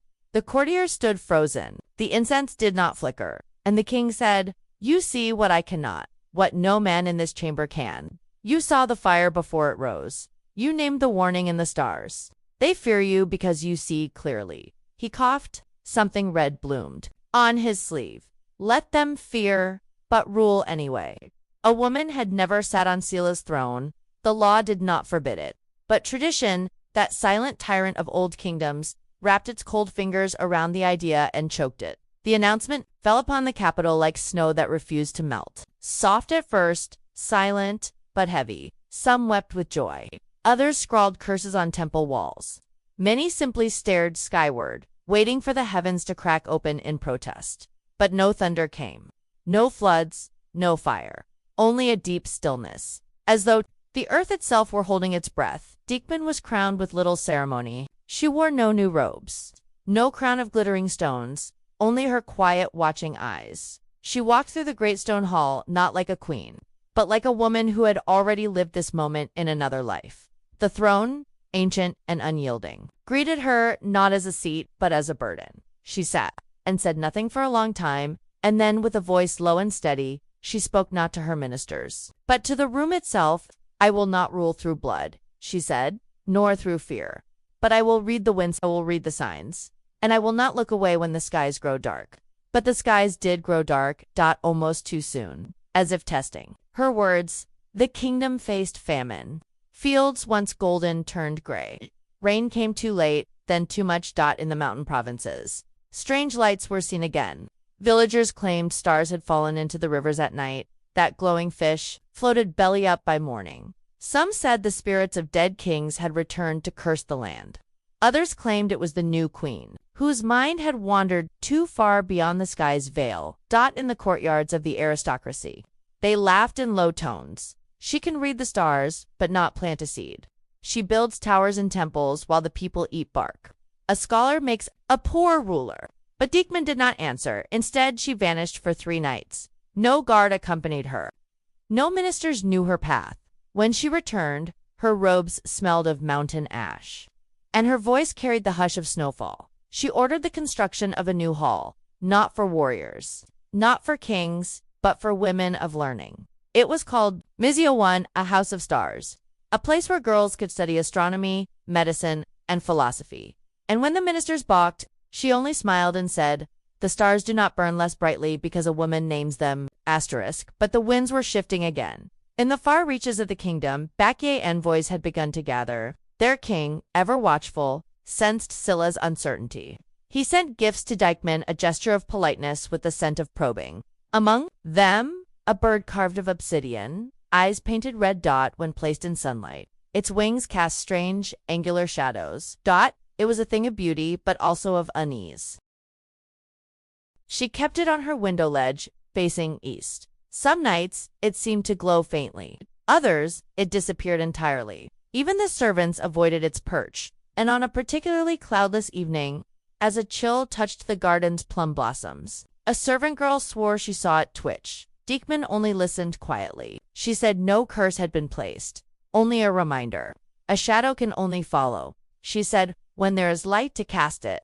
And so she turned her gaze inward. If the stars warned of dangers to come, she would not wait. She began strengthening the city walls not with soldiers, but with knowledge. She called herbalists from the outer provinces, rebuilt rain channels, restored granaries, sent riders to map the quiet places no scribe had written about in years. Every step she took was slow, like a careful movement across thin ice. And still, the winds whispered on one such night. When the city lay hushed beneath a veil of frost, a figure was found collapsed beneath the steps of Cheomsongdae.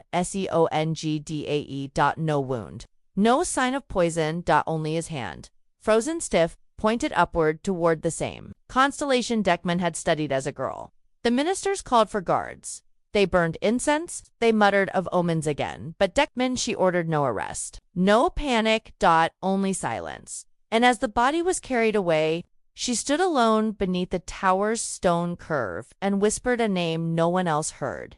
It was not the name of a man, nor of a god, but a star, long fallen, long feared, whose return she had marked years ago in the margins of a scroll she no longer possessed. Something was coming. It had not yet arrived, but its shadow moved across the land like breath upon glass, faint, cold, unmistakable, and as the stars wheeled ever so slightly, their pattern shifting by degrees, no eye could catch, Diekman turned and prepared to meet it. Night settled over Sela like a veil of ink, brushed softly across hills and temple roofs. In the royal city of Jeongju, silence moved between the stones. Not absence of sound, but presence of watching. Servants walked more slowly. Candles were lit before speaking the queen's name. And even the monks, who once chanted boldly into dusk, now whispered their sutras as if the wind might overhear. Something unseen had arrived. Not in the form of armies, not yet, but in signs, in the movements of clouds that refused to scatter, in the way mirrors cracked without touch, and in how birds began flying north. Before winter had even ended, Diekman remained still. She did not pace. She did not cry out. Instead, each morning she walked alone to the eastern garden, a narrow place of black stones and wind-bent trees. There, among the roots, stood an old iron bowl filled with still water. It was not a sacred relic, not a tool of governance, but the reflection it held was never quite her own. The ministers were growing impatient, though they bowed deeply before her. She saw the way their eyes shifted, not toward her, but toward each other. They wanted war, not with blades, but with control. They wanted her to name a male heir, to step aside, to bless one of their own sons with legitimacy. Let the Fire Queen rule the heavens, they said quietly, but not the throne. But Diekman did not falter. She did not raise her voice nor brandish decree. She simply called a gathering. And there, beneath the painted ceiling of the royal audience hall, she read aloud a passage from an old scroll, its ink faded, its words foreign to most. It spoke of a queen who ruled in silence, whose rule lasted not by blood or might, but by listening, even when no one spoke. When she finished, the room held its breath. And Diekman said only this: "The stars have no suns, only patterns." Then she dismissed the court, as one might extinguish a lamp not needed for the road ahead. Still, the omens deepened. A child in the fishing village of Dongra was born with silver eyes. The villagers believed it to be a ghost. Returned, they abandoned their homes within the week. In Sarabiol, a stone lion atop a temple roof turned overnight. Its mouth, once opened toward the mountains, now gaped toward the sea. And along the kingdom's outer roads, more travelers came bearing stories of stars falling sideways, of voices singing in the fog, of voice that once gave water, now echoing laughter beneath their stone lips. Silla had always been a place of riddles, of silk-robed mystics and drumming monks, of gods who wandered its forests and vanished. But this felt different. Not a visitation, but a reckoning. Then came the fire. It started in the northern watchtower, a solitary post, rarely manned, its torches long unlit. Yet one morning it was seen burning from miles away. No fuel, no spark, just flame white-hot, soundless, and within its base they found the bones of a deer that had not been there the night before. Diekman said nothing for a full day. She canceled all court, locked the observatory, and sat alone in the temple of the benevolent flame. There she remained from dusk till the second cock's crow, when she emerged. Her eyes were rimmed with smoke, and her first order was this: send no soldiers, send no steel, send the poets. So, across the kingdom, young scribes with ink-stained sleeves rode on horseback to forgotten provinces and abandoned temples. Their task was not conquest, not diplomacy, but listening. They recorded dreams. They sketched strange footprints found near ruined shrines. They copied lullabies sung only when no elder was present. And most of all, they charted the stars seen from valleys where no queen had walked. When the scrolls returned, Deacon studied them in silence. Some made sense. Most did not. But one, written in trembling script by a boy not yet 14, contained a drawing. A ring of stars, one missing, and a black mark where that star should have been. She stared at it long into the night, not because she had never seen it, but because she had ... in her dreams. That same week, the obsidian bird, the one sent by Bakye, was found shattered at her window. No one had touched it. No storm had come. But the pieces were warm to the touch. Deacon stood over the fragments, and for the first time her voice shook. It has begun, she whispered. Not to her court, not to the gods, but to the stars. And still, no war came. Not from Bakye, not from Goguryeo, not even from within. Instead, there was waiting, a silence filled with eyes. And in that stillness, the Fire Queen began preparing for something no one could see. She ordered the observatory's windows narrowed, had the tower's base reinforced with quartz. She summoned painters to etch new constellations, not the ones passed down, but ones she dreamed. And on the final day of winter, as ice clung to the palace gates like brittle moss, she gathered every child in the capital and spoke to them alone. No courtiers, no guards, only the young. There are things coming your parents will not understand, she said gently. When the shadows stretch long, do not fear them. Watch the skies. Remember, the stars not written in scrolls. One child asked, will the stars protect us? And Deacon paused, then smiled softly, with something behind her eyes older than fear. They already are, she said. But the ground beneath Scylla had begun to tremble. Not with the quaking of earth, but with history stirring in its sleep. Something buried, something ancient, had begun to open its eyes. And as the Fire Queen gazed into her final chart that evening, its patterns unfamiliar, its logic wild, she whispered again to the night, I see you. And the stars did not look away. By the time spring arrived, nothing felt reborn. The plum trees bloomed, yes, but the petals fell faster than they should. The rains came, but they lingered too long on rooftops, gathering not in pools, but in shapes. Shapes that watchers swore moved when no one else was looking. Even the bells at the edge of the temple, wind chimes, soft copper mouths that once sang, in even the faintest breeze, had begun to fall silent. Not because the wind had died, but because it had changed direction. And with it, so had everything else. At court, the ministers no longer argued aloud. They had learned better, but silence can sharpen as much as any blade. And it was in silence that they plotted and waited. They had heard the stories from the outer provinces of the ghost school, where girls recited the names of stars unseen by elders, of dreams that returned night after night, dreams not their own, of animals that bowed their heads before the queen's tower, then vanished into mist. No kingdom, they muttered, could survive a ruler who believed more in visions than in spears. But when they sought to turn the people against her, the people only listened more closely. Because fear does not always divide. Sometimes it gathers, and more. Those who had once questioned Dikeman now waited on her words, as one waits on weather, watching the skies, not knowing if the storm would nourish or destroy. Then came the night when every flame flickered at once. Candles, lanterns, hearths each dimmed, then flared, then stilled again. It lasted only a moment, but those who saw it would never forget it. A sign, an arrival. A veil being pulled from what? None could say, only that something had stepped through. And Deacon, who had been standing alone atop Kiamseongdae when it happened, descended without a word. She walked barefoot through the courtyard, her hair unbound, her hands open at her sides. And she whispered as she walked, not to the sky, but to the stones. Some said she was praying, others listening, but all agreed. She did not blink once. 2 days later, the mountain paths to the east were found cracked, not by quake or rain, but by heat. The earth there had split cleanly, as though from within. The grass had not burned. yet turned black at the root. At the center of it all, a stone seal, ancient, unmarked, set into the ground like a lid. No one dared touch it. When the queen was told, she asked only one question. Was it warm? The scout nodded. But it was not warmth he described. It was a hum, a low, pulsing tremor like a heartbeat buried deep beneath the soil.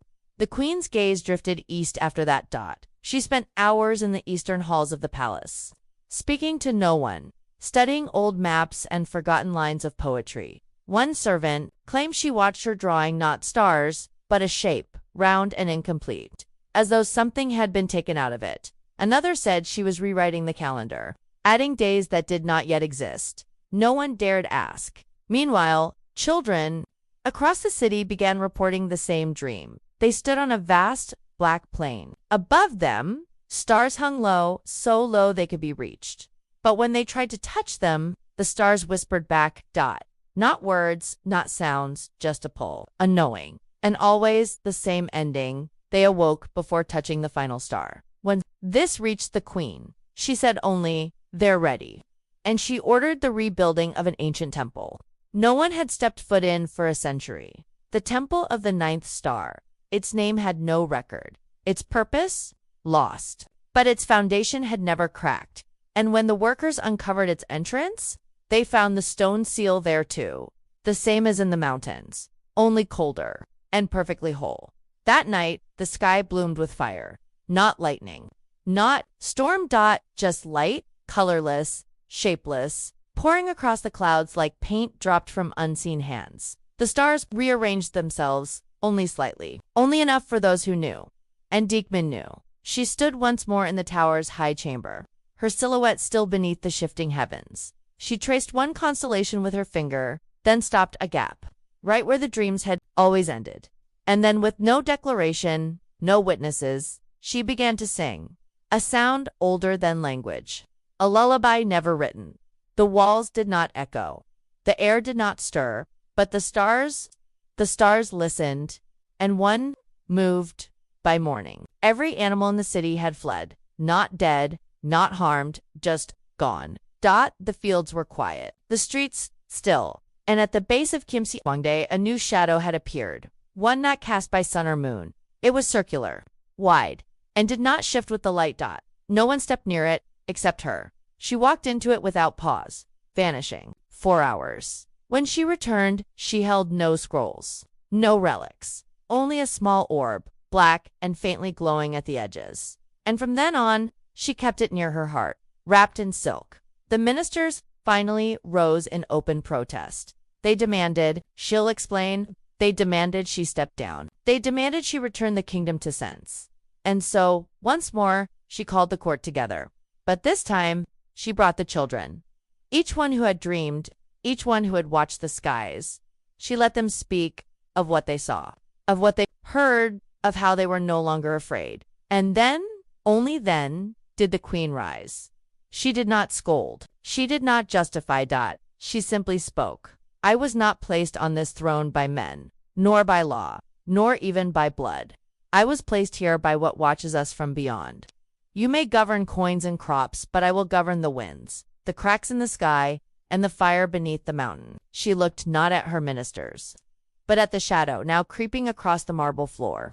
There are things older than kings, she whispered, and they are waking. Summer arrived, but no cicadas sang.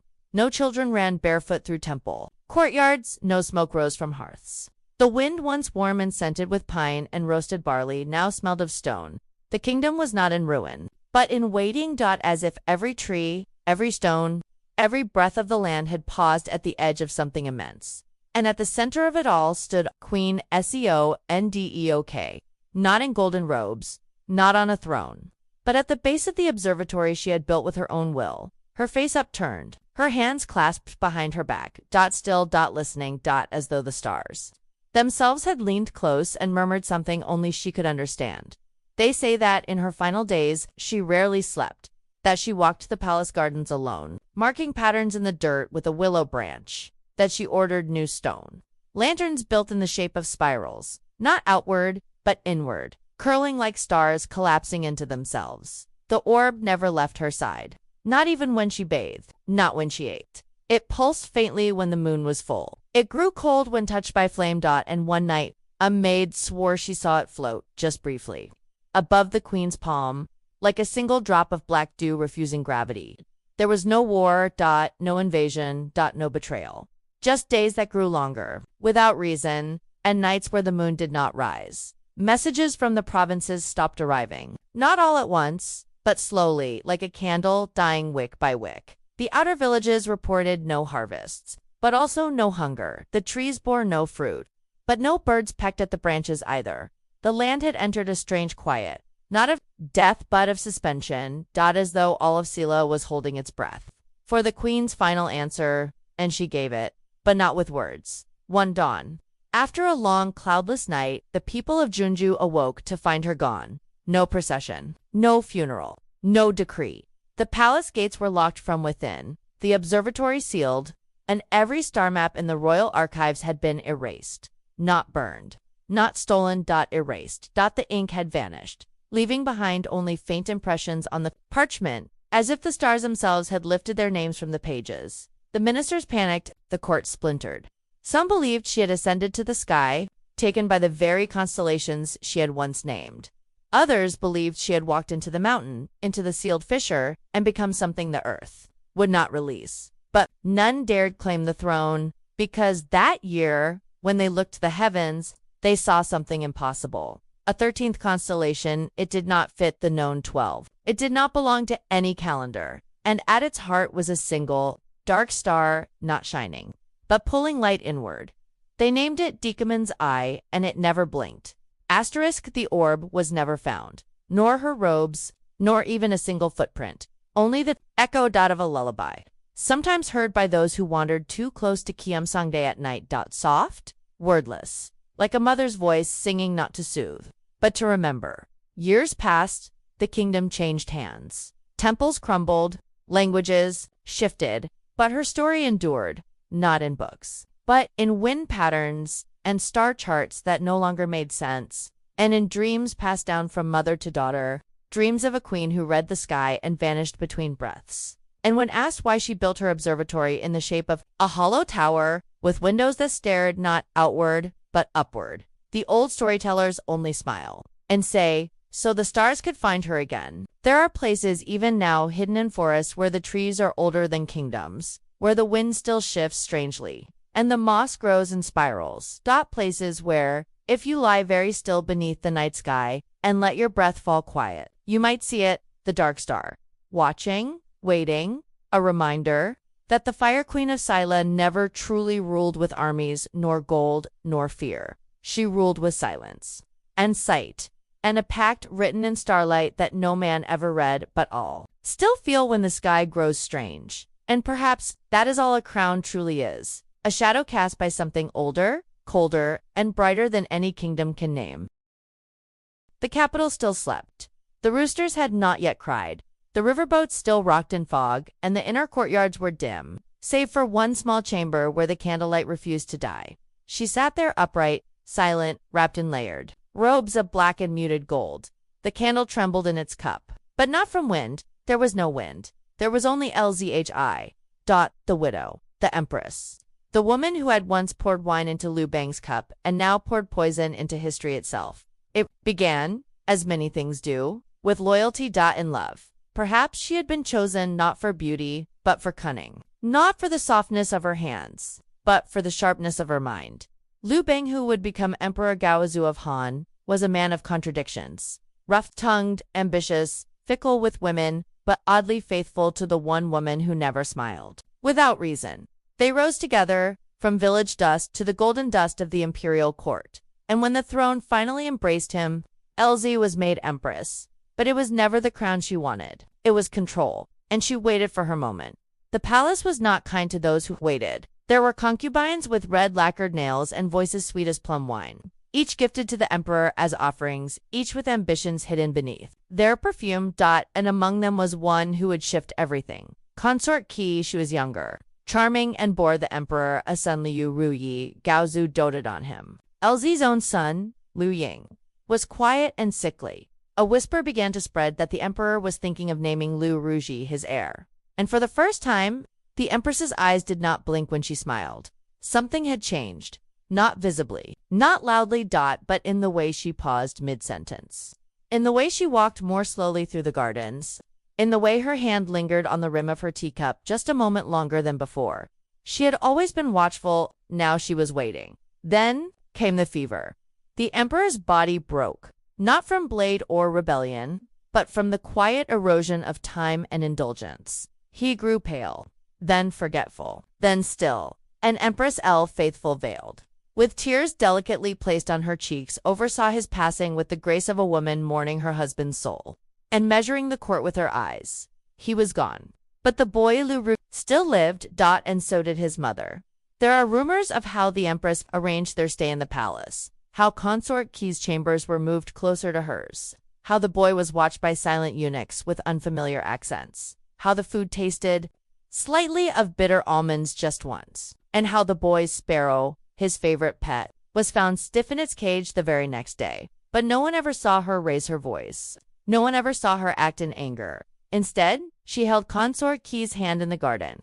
She stroked the boy's hair as he sat by her knees. And one morning, they were gone. Not dead. Not yet. Gone. In the way a name vanishes from a scroll, erased by water. Not flame. It would be weeks before a servant confessed. Not to a minister, but to a monk passing through, who asked why the wind moaned behind the palace walls at night. The servant whispered a single line. She keeps them with the pigs. The monk said nothing, but he never returned. And for years, no one dared to ask what lay behind the stone door sealed at the back of the inner courtyard, the one no one was seen entering, but which always smelled faintly of meat and iron. The new emperor, Liu Ying, her son, was kind, but kindness is a fragile robe to wear in a court stitched with knives. He deferred to her in all matters, and so she ruled without title, without decree, without resistance. She sat on no throne, but every throne bent slightly under her shadow. Ministers who opposed her fell ill. Generals who questioned her disappeared into their own barracks, never to emerge. One chancellor was last seen laughing in the palace courtyard. A week later, his body was found in the river, with laughter still frozen on his lips, as though she had not killed him, but paused him mid-chuckle. And all the while she was gracious. She hosted banquets, fed the orphans, rebuilt temples, the people praised her, the poets wrote of her, and behind the palace walls, new pigs were delivered weekly, fat ones. Heavy ones, black-haired, unbranded, No one ever saw them leave, but sometimes, on nights when the moon was high and the palace kitchens were still, a scream would rise, brief, cut short, like a whistle in the dark. And then only silence. Not even the pigs squealed. She aged without softening, her face remained calm. Her hands, steady, but her eyes, they grew glassy, as though she no longer looked at the world, but through it. One minister once dared to ask if she slept well. She replied, "Why would I dream, when I already remember everything?" And he never asked again. Empress L lived longer than emperors, longer than rebels, longer than sense or season. And when she finally died, they sealed her in a tomb deeper than the rest, with no name, no offerings, no music, just stone, cold and endless, and above it, a garden was planted of lilies and wild mint, because some things, they say, must be buried not in soil, but in sweetness. But the tomb has never been opened, even now. Even with all our tools or scans or science, it waits beneath the earth, untouched, unspoiled, because no one is willing to test what might remain inside or whether the pigs ever truly died. The years following Elzie's rise were not marked by chaos, but by a strange stillness. A hush fell over the court, like the quiet that settles before a storm, though the storm never came. Not because it passed, but because she made sure it never had the chance to rise. She ruled not with fire, but with frost. No proclamations of tyranny, no executions in the square, just a gradual rearrangement of the court's blood-quiet purges. Subtle shifts, names removed from records as if they'd never existed. People disappeared, and yet the silks still rustled. The flutes still played in the garden, and the Empress Dowager sipped her bitter tea as though history were being steeped alongside it. Some say the cruelty began after the death of Consort Qi. Others say it had always been there, dormant, waiting, like a seed that had simply needed the right light. But it was not chaos that grew. It was order, a meticulous, gleaming, frightening order, everything in its place, everyone beneath her eye. She began replacing ministers with members of the El clan, cousins, nephews, uncles from distant villages. She gave them titles: lands, armies, Eljong, Elchan, El-Lu. Names once unknown, now carried weight. Those names carried another burden. They were not imperial blood, and the Han nobles knew it. They whispered, but never loudly, because they, too, had eyes on them. The new emperor, Liu Ying, was still alive, still kind but pale. Drawn, a shadow of a man walking through a palace where the corridors no longer echoed. He signed edicts his mother placed before him, nodded when she spoke, and spent long afternoons sitting by a pond where the carp never rose to the surface. Some believed he was grieving, others believed he was afraid, but a few suspected something more chilling, that he was already gone, in spirit if not in body. That the boy who had once smiled, once recited poems to his nurses, was no longer present, hollowed out by a mother who ruled even her own son like a piece on a game board. One autumn, a servant reported hearing the emperor speak to his reflection, not once, but nightly. He would sit by a bronze mirror, tilting his head, whispering questions. Why does she never sleep? Why did I dream of pigs in the garden? Is she still my mother, or something older? No one dared to answer, and the next morning, the mirror was removed. They said he'd broken it, but the servant claimed it had no crack, only a faint handprint, etched in dew, that remained long after he'd left. Asterisk, there was a girl. She was brought to court to become his empress. A delicate thing with narrow wrists and a voice barely louder than the wind in the bamboo. Her name was Zheng. For a time, she and Liu Ying walked in the gardens together. There was laughter, soft and frequent. There were poems left tucked into scrolls. Their authors unnamed but guessed, it seemed, just for a season, that something human remained in the boy emperor's chest. But Empress L saw it, and like frost upon the last green leaf, she ensured it could not last. Zhang was summoned to a distant villa for rest. They said she never returned, and no one asked why, because sometimes, when the wind blew through the plum trees, they said they could still hear her humming. From beneath the ground, Elsie governed not just the palace, but perception. She knew how to make cruelty look like ceremony. When one rival general fell ill, she sent him healing herbs, weeks after he'd already died.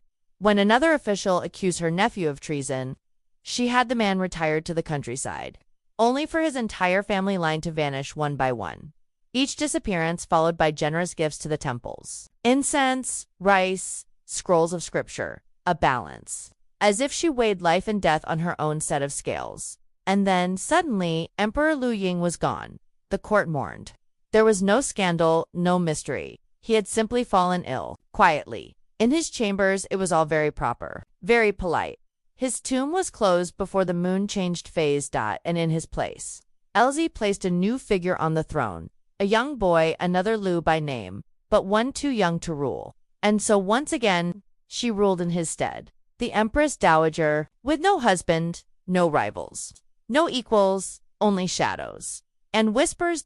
And the ever-growing ranks of her family rising like reeds across the empire. There was a saying in the court by then, even the pigs know not to grunt too loudly. It was said with laughter, but behind closed doors. Because by then, even the walls were believed to listen. One servant was found praying to the kitchen hearth, placing offerings of dried mushrooms and plum seeds into the fire. When asked why, he simply said, "The pigs are hungry, and they remember." He was removed. Not executed, not exiled, just removed, as though lifted from the world like a brushstroke from parchment, and still. She ruled, and ruled, and ruled. Some said she was ancient now, older than time, that her bones no longer bent. Because the earth itself bowed to her will. She stopped appearing at banquets, rarely left her chambers. And when she did, it was always in twilight, a figure wrapped in veils, never quite stepping fully into the light. One child claimed to have seen her reflection in the lotus pond, an old woman, yes, but with black hair, floating outward like smoke, and eyes that blinked without lids. But children say strange things, don't they? And then, at last, the inevitable arrived. The woman who outlived emperors was found in her bed, still, as if asleep. No final words, no warning, just a body beneath heavy silk, and a candle still burning low on the nearby table. They say the candle would not go out, even when covered, even when submerged. It burned for 7 days until it simply vanished, leaving behind no wax, no wick, just a single drop of something dark on the stone floor below. To this day, her tomb remains sealed. No one dares enter, not from respect, but from dread, because those who stand near it report strange dreams. Even without sleeping, they hear pigs grunting beneath the soil. They smell lilac and iron, and some swear they hear a voice whispering just beneath the edge of sound. I remember everything. The winter that followed her consolidation of power was long. Even by Han standards, it dragged. Rivers stiffened early, and snow clung to the tiled palace roofs well into spring. The people called it an omen. The scroll keepers called it coincidence. But the silence within the imperial city spoke louder than both. No drums, no celebrations. No laughter from the southern courtyards where musicians once played. Even the birds avoided the eaves of the inner palace. They say birds know what men ignore. And the birds stayed away. By now, Empress L ruled openly. Her son, the Emperor Liu Ying, was still young, still wearing his crown like a borrowed hat. Too large, too formal, too heavy. And so she issued edicts in his name. She spoke with his voice, moved armies with his seal. And when ministers gathered for council, they bowed first to her, and only then to the Son of Heaven. Some resisted quietly, elegantly, but resistance, no matter how graceful, did not last long. One such man was Minister Song, a historian by trade, a man who still carried bamboo scrolls instead of silk ones. He believed in the old ways. He believed in dynastic virtue. He believed it publicly. It was said he once addressed her as Empress Dowager L, instead of the more reverent Holy Regent. The distinction was subtle, but Empress L noticed. She always noticed. And days later, Minister Song retired, or so the records claimed. But the servant who cleaned his chambers found his bed still made, his boots still beside the door, his scrolls open to a half-finished poem. He was not seen again. And that night, the pigs in the lower pens were restless, grunting, squealing. Then, silent L's cruelty was not in spectacle. She loathed drama, hated noise, even executions. When they were necessary, were arranged quietly. A slip of paper, a nod to a guard, a change in the seating chart at the next feast, and then someone's chair would remain empty. No announcement, no mourning. Just an absence that widened with time, like a drop of ink in water, silent, spreading, inescapable. Asterisk, but she was not merely cruel. No. She was clever. Her understanding of power was meticulous. Not a hammer, but a knife pressed precisely between bones. She installed her own family in key positions. Brothers, nephews, cousins, men who owed their lives, their fortunes, and their names to her will alone. They became the L clan, a dynasty within a dynasty, and while the Han still ruled in name, it was the L who moved the strings behind the embroidered curtains. It was at this time that the story of Lady Qi's death resurfaced. Years had passed, and memories, even of horror, fade when unspoken. But one drunken guard, retired and riddled with guilt, began to whisper in a winehouse outside the city. He said, "I saw her. Not dead. Worse." And he told the tale of the cell beneath the pigsty where Lady Qi had been kept alive. Her hair shaved, her limbs mutilated, her tongue cut out. So she could not speak her pain. He said she crawled, not walked. That she grunted like the animals she was kept beside. And that when she finally died, Empress L watched her burn, not with rage, but with a stillness that made the flames feel cold. When word of the story reached the scholars, they wrote it down reluctantly. And when it reached the emperor, her son, he wept. But he did nothing. He could not. His mother was too deeply entrenched, too beloved by the army, too feared by the court. And besides, she had done it for him, hadn't she? That was the lie she'd always told, and perhaps believed. That every cut she made, every poison poured, was for his sake.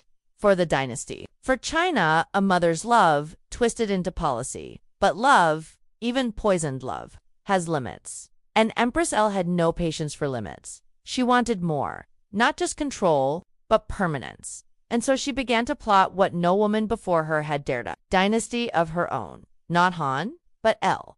The first step was small, barely noticeable. She named her grandson, born of a L daughter, to a princely title. Then another nephew became a general. Then another, a governor. And slowly, the court began to see the shape she was carving beneath the surface. A kingdom made not of bloodlines, but of silence. The emperor saw it too. And for the first time, he spoke against her.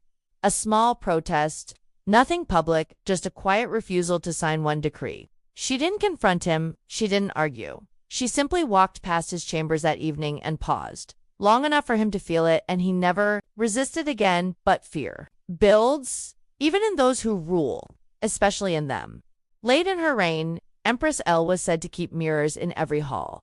Polished bronze, hung low and high, not for vanity, but so she could see what was behind her without turning. And sometimes, they said, she'd flinch as though something moved that wasn't there. She began to dream, not of enemies, not of rebellions, but of pigs. Pigs with human eyes, pigs that spoke without tongues, pigs that crawled out of tombs with burnt flesh and pointed teeth. The palace physicians called it exhaustion.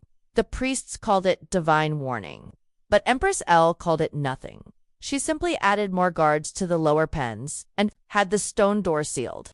Twice over. Asterisk, yet, no matter how deep she buried her secrets, they clawed upward. One spring morning, a child servant found a scroll beneath the Empress's empty chair. It was not signed. It bore no seal, but it listed the names of every official who had vanished since the beginning of her reign. The scroll was written in blood-red ink, and beside each name a symbol had been drawn. A pig. The child ran, was never seen again. And the scroll burned, but the tale spread. And with it, so did the fear. The Empress continued to rule. Her grip never loosened. Her voice never faltered. But in her final years, she rarely smiled. Not even the thin, courteous smile she used to wear like armor. Now her lips stayed pressed, bloodless and cold. And at night, when the halls were dark and even the guards dozed in corners, some claimed they saw her wandering down the marble corridors, past the silk drapes, toward the forbidden courtyard, the one that smelled faintly of death, and her footsteps made no sound, as if she no longer walked on stone. But on memory, the court whispered that she would never die, that Empress L had bargained something sacred, perhaps with the gods, perhaps with demons, perhaps only with herself, to keep her soul bound to her bones. They said her breath was steady, even in her sleep, that her heart beat once every moment, never fast, never faint, and that the incense smoke in her private chambers moved backwards. But the truth is, even shadows have lifespans. Even iron cracks. It began with a tremor, a slight shake in her fingers when she held the ink brush. Just once. She masked it with a laugh, set the brush down, had tea brought in, and dismissed it, but it returned the next morning, and the next, until she could no longer sign her edicts cleanly. The strokes trembled like branches in wind. Her signet runs firm and graceful, now looked as if drawn by an uncertain child. And so she summoned the physicians, 4 of them, old respected men who had tended 3 emperors before her. They examined her carefully, soft touches, measuring pulses, looking at the tongue, the eyes, the nails. They found no sickness. Nothing explainable. Just weakness. A fading, a thinning of the barrier between her and the world. She is tired, one finally said, bowing low. The soul is strong. The vessel, less so. She had him executed that evening, not out of anger, but necessity. She could not afford for word to spread. Not now. The wolves would circle, and she had spent too long building this empire of fear to let them bite its throat. But time, as always, was indifferent. Her son, the emperor, grew quieter still. He had become a shell of a man, more ghost than sovereign, walking palace halls with the expression of someone forever expecting bad news. They said he rarely spoke, that he wept often, but only in private, and that once, after visiting the ancestral temple, he tried to take his own life. The dagger was dull. It left only a scar. When Empress L found out, she said nothing. But the next morning, the temple priests were replaced. Every single one. Outside the palace, her nephews continued to rise. Governors, commanders, chancellors. The L name was spoken with reverence and fear. Peasants bowed lower for AL official than for a Han prince. And soldiers pledged loyalty to the banner of her clan before the imperial seal. It was working. Her plan? A silent succession. A dynasty within the dynasty. She would outlive the old name. And when the time came, when her son was gone, the L line would remain eternal. But power feeds on power. And soon her nephews began to ask for more. Subtly, at first a larger estate here, a new tax right there, a border command. And then a question, a dangerous one. Why not name AL as heir? After all, the emperor had no sons, not strong ones. not heirs the people trusted. And Al, young, brilliant, pure-blooded, could cement everything she had worked for. They brought her the suggestion in lacquered boxers. Hidden among the tributes, it was only spoken aloud once. And even then, the air went still, as if the palace itself was listening. She didn't answer. She only smiled, a tired, knowing smile, because she understood. Once ambition was stirred, it never slept again. Still, she gave the appearance of approval. She named her grandson through her eldest daughter as crown candidate, an unofficial title.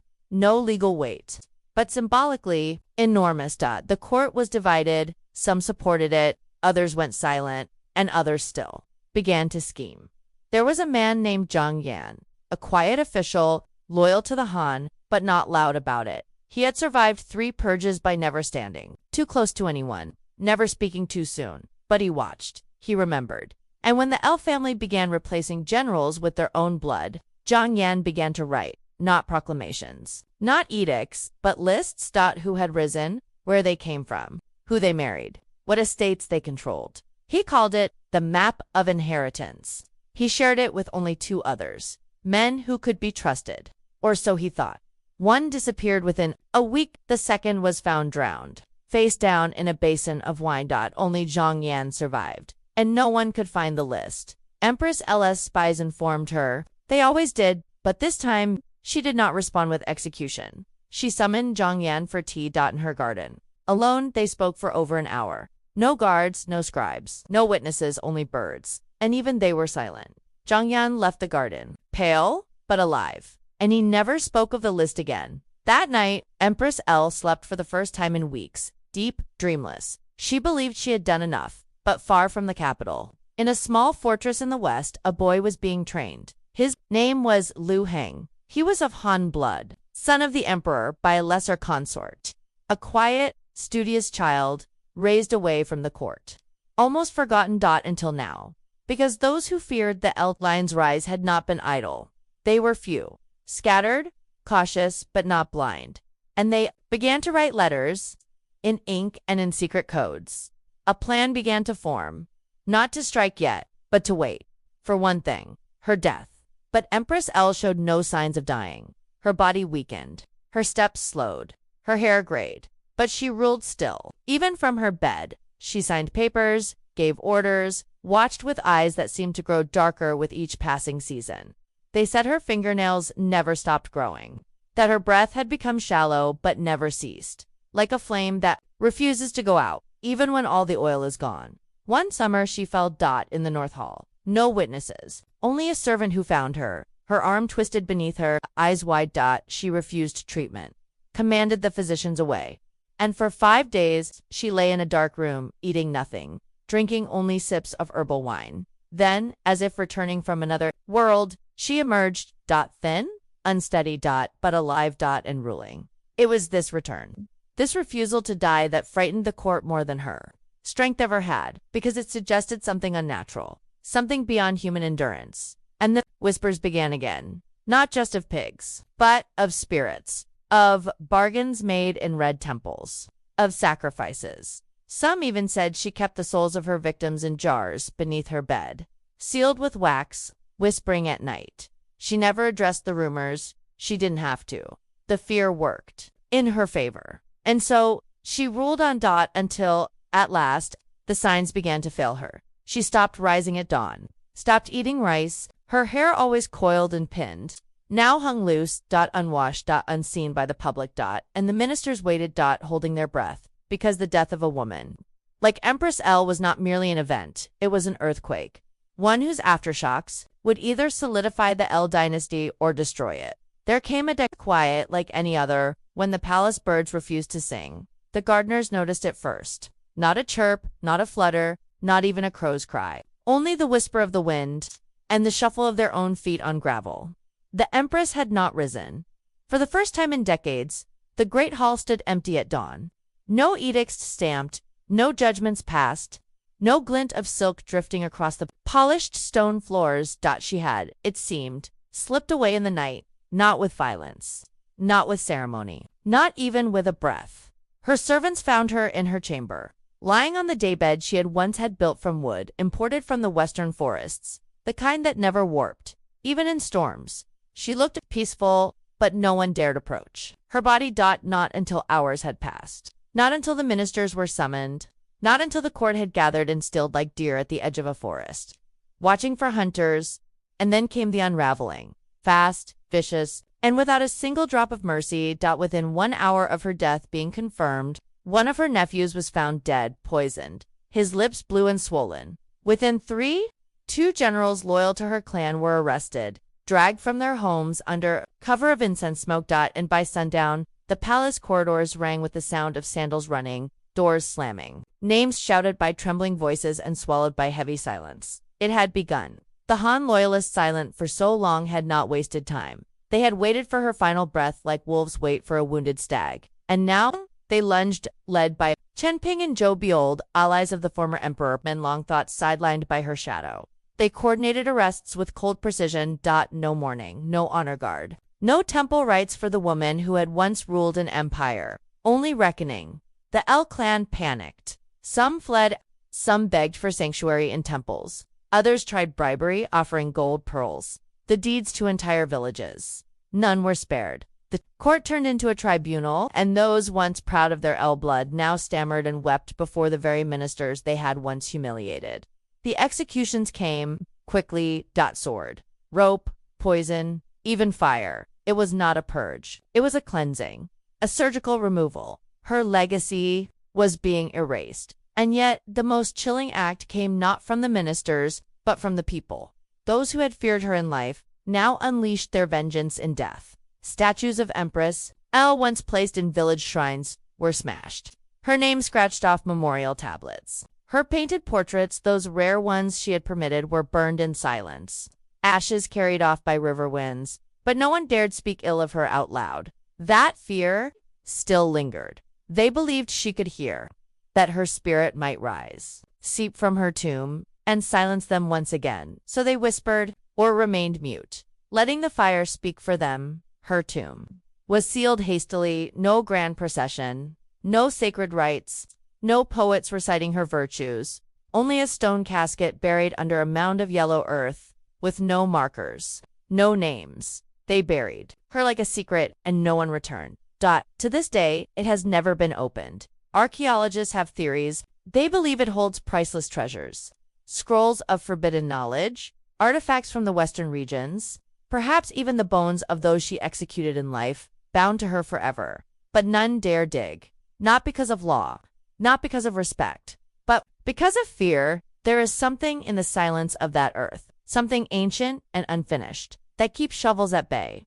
As if her story is not quite done. But history refuses silence. The court scrambled to restore order, and from the western city of Chang'an they brought forth a boy, Liu Heng, quiet, observant, raised in exile, but taught the old ways. He was crowned as emperor, one of Han, a name meant to bring calm after storm. And under his reign, the empire would find peace again, but not forgetfulness, because Empress Ella's shadow would always remain. In the laws she reinforced, in the fear that taught ministers caution, in the temples where no L dared pray, in the way empresses after her would be watched, measured, and never again allowed such power. They had seen what a woman could do, and they would never forget. Her cruelty was methodical, wrapped in silk, carried out with grace, no tantrums, no rants, just ink and decisions. She once said to no one in particular, as she arranged peonies in a bowl, if a pig misbehaves, you do not reason with it. You slaughter it cleanly so it does not scream. The eunuch standing nearby said nothing, but he never ate pork again. And now, so many centuries later, her name still causes discomfort. Her tomb still waits beneath a hill of clay, unopened, untouched. The earth above it is quiet, but the wind that crosses it feels colder than anywhere else in China. And sometimes, they say, pigs are heard squealing in the distance. Even though none lived there, she ruled with poison, but never lost her smile. She commanded armies, but rarely raised her voice. She slaughtered rivals, but always with silk gloves. A woman forgotten by time, but remembered by whispers. Empress L, the Iron Widow. The woman who outlived her emperor, buried her enemies, and nearly birthed her own dynasty from silence and shadows. She left behind no confession, no apology, No final words etched in stone. Only a history wrapped in whispers, and a silence no one dares disturb. They said she was born with the howl of wolves in her lungs. Long before Jean ever wore a crown, before she walked the candlelit halls of Navarre's stone palaces. There were whispers, even in her cradle. A noble woman of clever blood and sharp silence. Jean de Valois was no ordinary daughter. Even her breath as a child seemed to fog the windows in peculiar ways. Some nannies swore they heard the rustle of leaves, even on still nights, just outside her nursery. Some left, never explaining why, and some stayed, but they never spoke of what they saw. Navarre, nestled between wild mountains and tangled forests, was already a land of superstition. It was not unusual to blame the wind for one's misfortunes, or to leave offerings at the gnarled tree roots near the edge of the woods. And so, when Queen Jean was still but a girl watching the skies with those pale, unreadable eyes, few dared question her when animals followed her too closely. The servants said she fed the crows with her hands, that wolves came down from the hills in winter and lingered outside her chambers. None ever harmed her. Some said she whispered to them, and perhaps she did, but power in Navarre rarely came without a price. Her marriage was not chosen by love, but by necessity. Jean wed King Philip of Navarre, a man of fading strength and colder passions, and she played the role of queen with eerie precision. She smiled gently, spoke softly, and left no trace of ambition on her face. But behind closed doors, her letters to her cousins in France were cryptic, almost coded. "Tell Charles to guard the moon," she once wrote, without context. "The wolves are shifting." No one knew what she meant. But months later, a nobleman who had spoken against her in court was found mauled outside the southern gate, his body torn, throat opened like a butchered calf.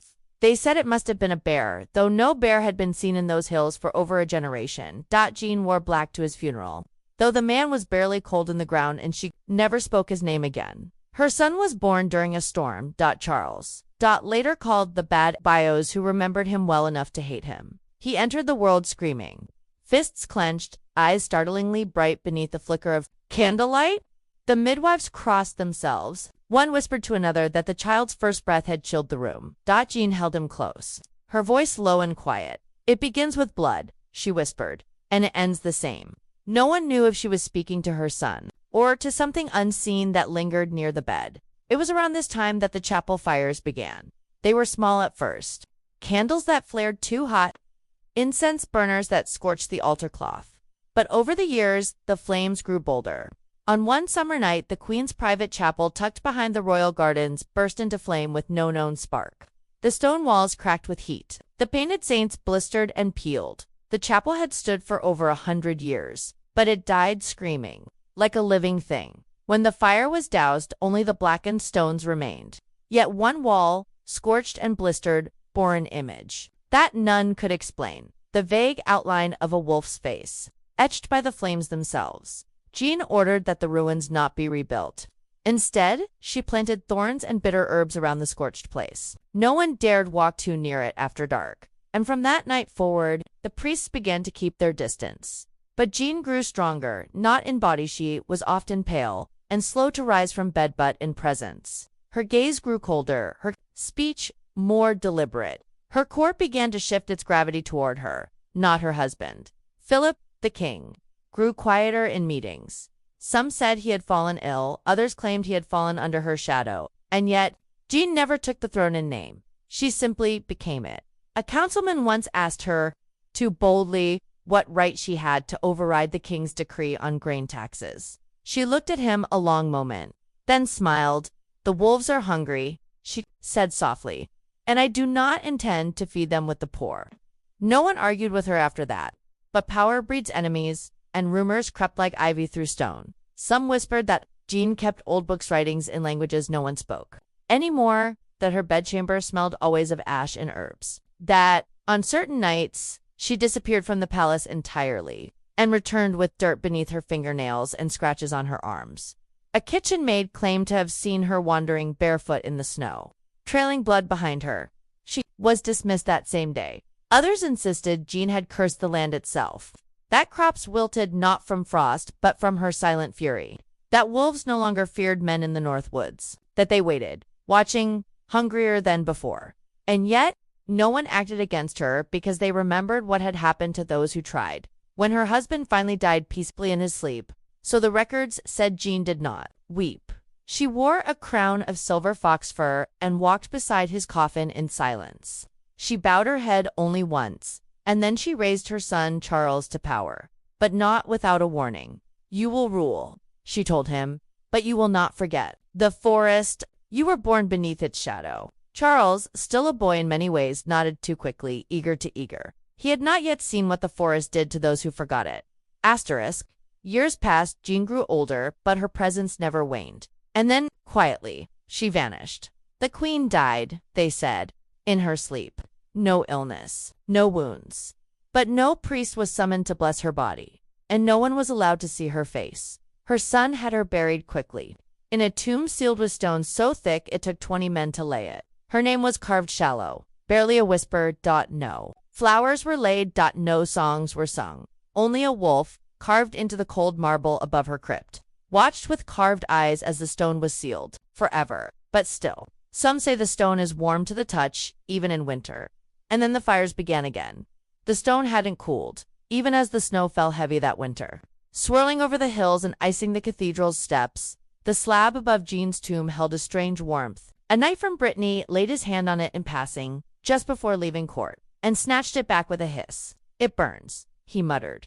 The monks claimed it was imagination, that grief made the mind play cruel tricks. But they did not touch the stone themselves. Some whispered that Jean had not truly died, that her body, laid in silk, still breathed beneath the marble lid, that the stone itself sealed in more than flesh, that it sealed a presence, not a soul. Not exactly. Something older, something that did not sleep. Her son, King Charles, wore the crown uneasily. He was not like her, not calm, not measured, not deliberate. He ruled with erratic fury, as if haunted by some gnawing thing just beneath his skin. His eyes darted in court. His voice grew sharp in quiet halls. He trusted no one, not his advisors, not the servants, not even his own blood. He had mirrors taken down. He forbade prayers, set at dusk. And most telling of all, he outlawed the hunting of wolves. It was a decree no one understood, but no one dared question it. Not after what happened to the Count of Olite. Asterisk, the Count was an ambitious man, young, brash, and loud in his contempt for the late Queen Jean. He had called her the witch in silk, and claimed her grave should be opened to confirm her rot. "Let the people see she's dead," he scoffed, wine dripping from his beard. "If she's not dust, then she's something worse." 3 days later, he was found outside the palace gates. His body was torn, shredded, not cleanly, not swiftly. His face was untouched, mouth frozen mid-scream, but his torso, the bones showed through where ribs had once been. "Wolves," they said again. Always wolves. But no pack had been seen inside the city walls in over a century, and none heard them come or go. Charles did not order an investigation. He simply declared a day of silence. And in the night, they said he locked himself inside his mother's old chambers. That was the beginning of the quiet reign. A time where proclamations were whispered, where ministers resigned without reason, and where the palace halls seemed darker than before. Curtains were kept drawn, tapestries hung heavy with mildew. Even the bells of Navarre rang with a slower tone, lower, like a tolling for something no one dared name. And beneath it all, the rumors grew. They said the queen's shadow still walked, that a woman in pale robes, hair unbound, trailing leaves, was seen wandering the eastern towers. "She walks at the hour of the wolf," a laundress said once, then immediately begged forgiveness. They dismissed her from service by dawn. Then came the incident in the crypt. A mason, unnamed in all official records, was sent to reinforce a lower chamber beneath the cathedral, not Jean's tomb directly, but a hallway leading to the royal vaults. He entered alone, torch in hand, and did not return by dusk. They found his tools scattered. The stone beneath his feet had cracked open, as if something had shifted below, pushed upward. From within, he was never found. But on the wall near the rupture, etched faintly in soot, was a single word: Mir. Mother. Jean had been dead 10 years. And still, her name was not spoken above a whisper. Asterisk. Charles, meanwhile, began to change. At court, his robes grew darker, heavier wolf pelt trim, even in summer. He spoke often of bloodlines, of purity, of fire. He had the old chapel ruins excavated, hoping to build a tower there, but the workers refused after 3 days. they said the earth groaned, that the foundations bled, that one of their men walked into the pit and vanished. No cry, no sound. Just gone. Charles ordered them back. They fled the city instead. Even he could not chase them into the forests. And then the dreams began. It is difficult to record dreams in royal history. They do not fit in ledgers or war chronicles. But many noted it in their private letters how the king began to speak in his sleep. Loudly, clearly, words in a tongue no one recognized. Sometimes snarls, sometimes lullabies. Once, a scribe, hiding behind the chamber drapes, claimed to hear Charles whisper, "You promised me the mountain. I brought the fire." Who he was speaking to, no one could say. The priest assigned to his household, Father Lang, left without explanation the next morning. He was later found miles away, half mad, whispering psalms with bleeding fingers. He never spoke again, and still no one dared speak Jean's name aloud, because on the rare night her name was spoken, even behind closed doors things shifted. Windows cracked without wind, hearths extinguished mid. Wolves howled in the distance too close. It was said that a noblewoman, skeptical of the tales, hosted a gathering where she mocked the old queen openly, naming her a silly superstition wrapped in silk. Laughter followed. By morning, her tapestries were clawed to shreds. The guards had heard nothing, the doors had never opened, but the air in her chamber smelled like charred wood and iron. The most disturbing account came from a painter, commissioned to create a portrait of Queen Jean posthumously, a gift to be hung in a gallery alongside the other royal matriarchs. He was given her death mask, her old ring, and a ribbon from her hair. He began the work with reverence, but by the second week, he stopped sleeping. Neighbors heard him muttering. On the 10th day, he arrived at the cathedral, barefoot, with red paint smeared across his face. He claimed the queen had visited him in the night. "She walks with wolves," he cried. "She wears them like a cloak." They locked him away, of course. But his final painting, found in his studio, covered in cloth, was unlike any portrait ever made. Jean's face was not lifeless. It watched, and behind her, in the gloom of the painted forest eyes, dozens of them, yellow, patient, waiting. The painting was burned by royal order, but some said it did not burn easily. The flames fought it, and the studio smelled like singed fur for days. It was then that Charles began to falter. He stopped holding court. He wandered the halls alone, sometimes barefoot, his eyes glazed and lips cracked from muttering. He would pause by his mother's old throne and stare at it for hours. When asked what troubled him, he answered only, "She's still here then." He would say nothing more, and in time, even his closest guards began to fear him. Some believed the bloodline was cursed, that Jean, may in life or death, had laced her family's fate with something unholy. Others said she had protected Navarre, not doomed it, and that her restless presence was merely a warning. Either way, her name could no longer be forgotten, and her story refused to end before Jean became queen, before her blood mingled with thrones, and her name threaded itself into the silk of royal decrees. She was only a girl of the woods, not wild, not at first, but watched. The people of Navarre, in their half-remembered tongue, whispered that she had been marked, born beneath a moon haloed with mist, her first breath taken during the last howl of a midnight hunt. Her mother, Queen Margaret, bled for 3 days after Jean's birth. Some said from the wound, some said from fear. No midwife stayed past the second night, and in the castle's nursery, a wolf pup was found sleeping beneath the cradle. Unharmed. As if guarding her, she was not a beautiful child, not in the courtly sense, too pale, too quiet, eyes too sharp, fingers too still, hair that never quite seemed to stay pinned. But she listened. Oh, she listened. When servants gossiped, she heard it all. When ministers argued, she repeated their words back in perfect cadence, not out loud, but to herself, in corridors where no one walked, as if trying them on like a cloak.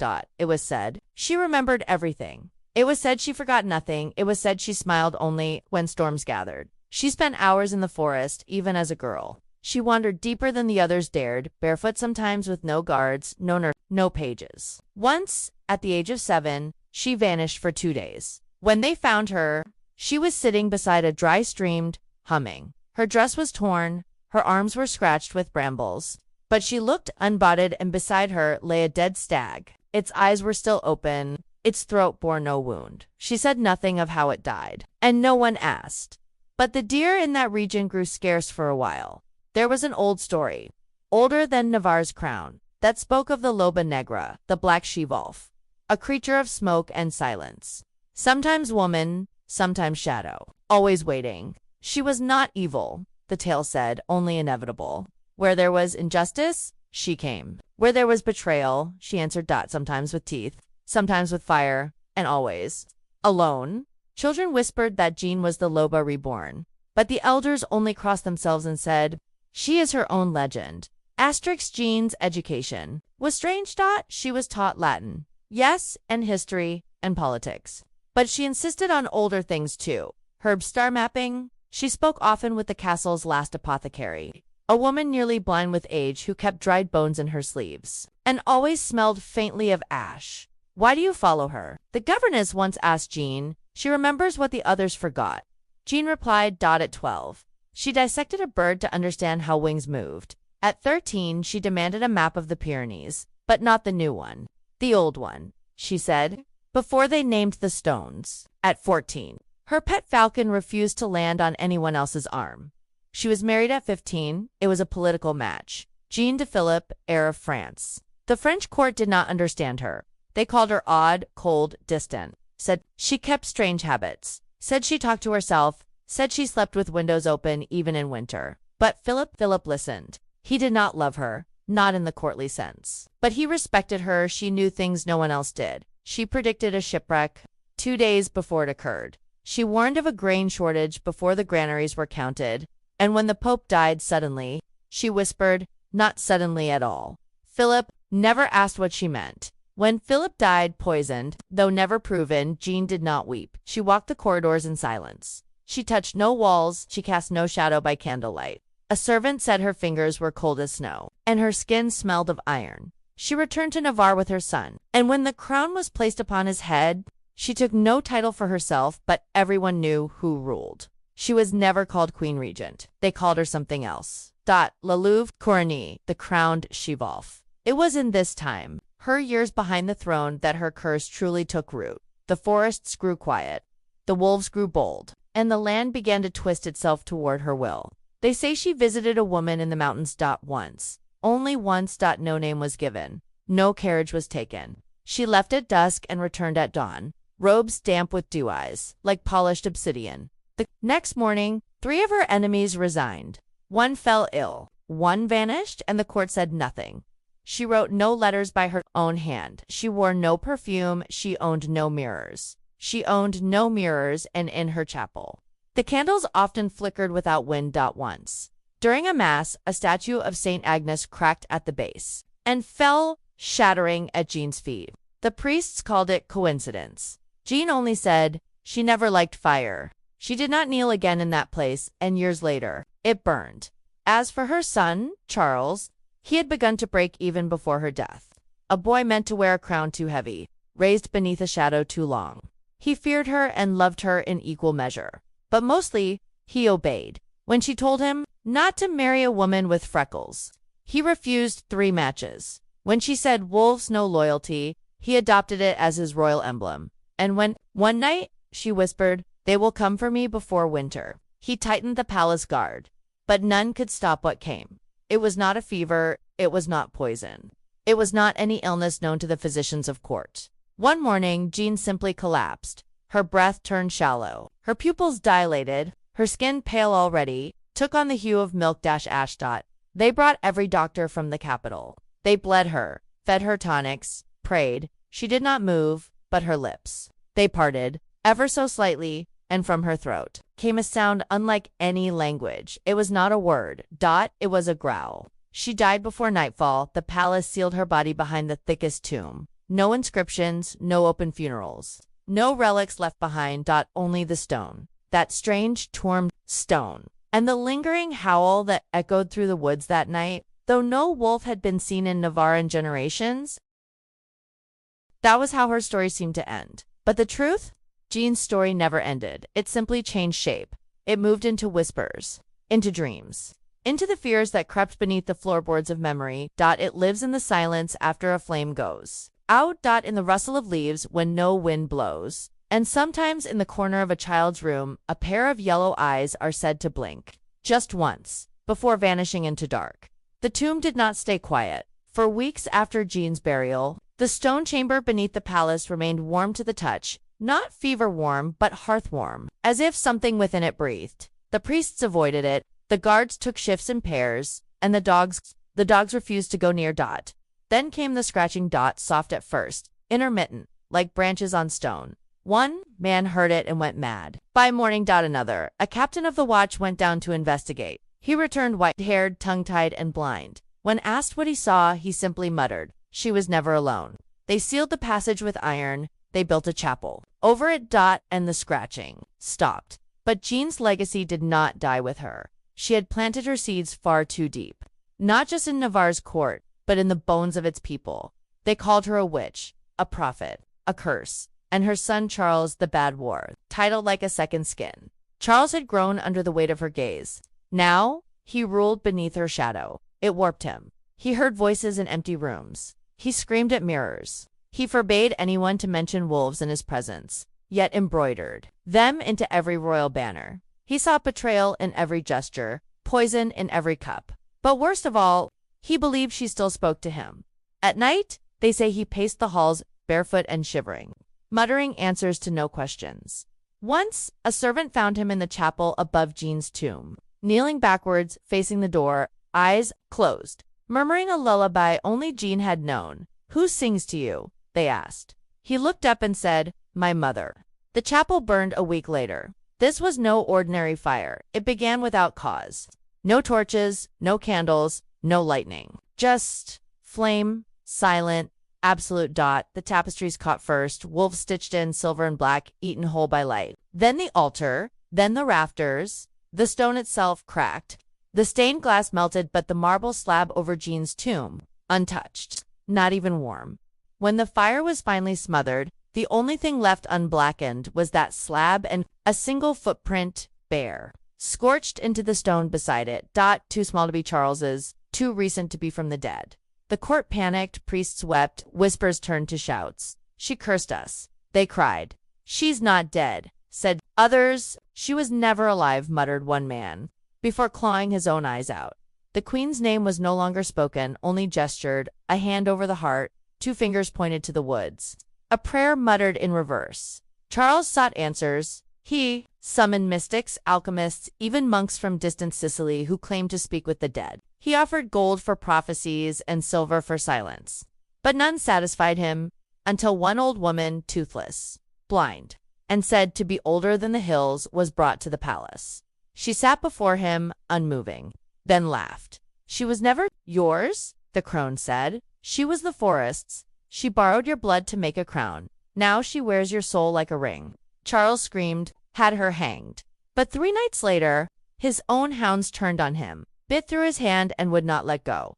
He ordered them killed. They died, smiling. That winter, Charles forbade fires in the palace. He said they spoke in crackles. He said one whispered her name. People froze in their rooms. One nobleman lost 3 fingers to frostbite. Still, the fires remained outlawed, and still, the palace smelled faintly of smoke. The land changed to Dot. The trees grew closer. The rivers shifted paths. Wolves returned, first in twos, then in packs, wandering brazenly into courtyards and vanishing without a trace. They were never aggressive, never violent. Dot. They just watched Dot and left pawprints in places no creature should reach. Then came the dream plague, not of fever, but of nightmares. One by one, those closest to Jean in life began waking in terror. Some claimed to have seen her eyes behind glass. Some heard her voice in lullabies. One swore he'd been dragged by the ankles through a forest in his sleep and woke with dirt beneath his nails.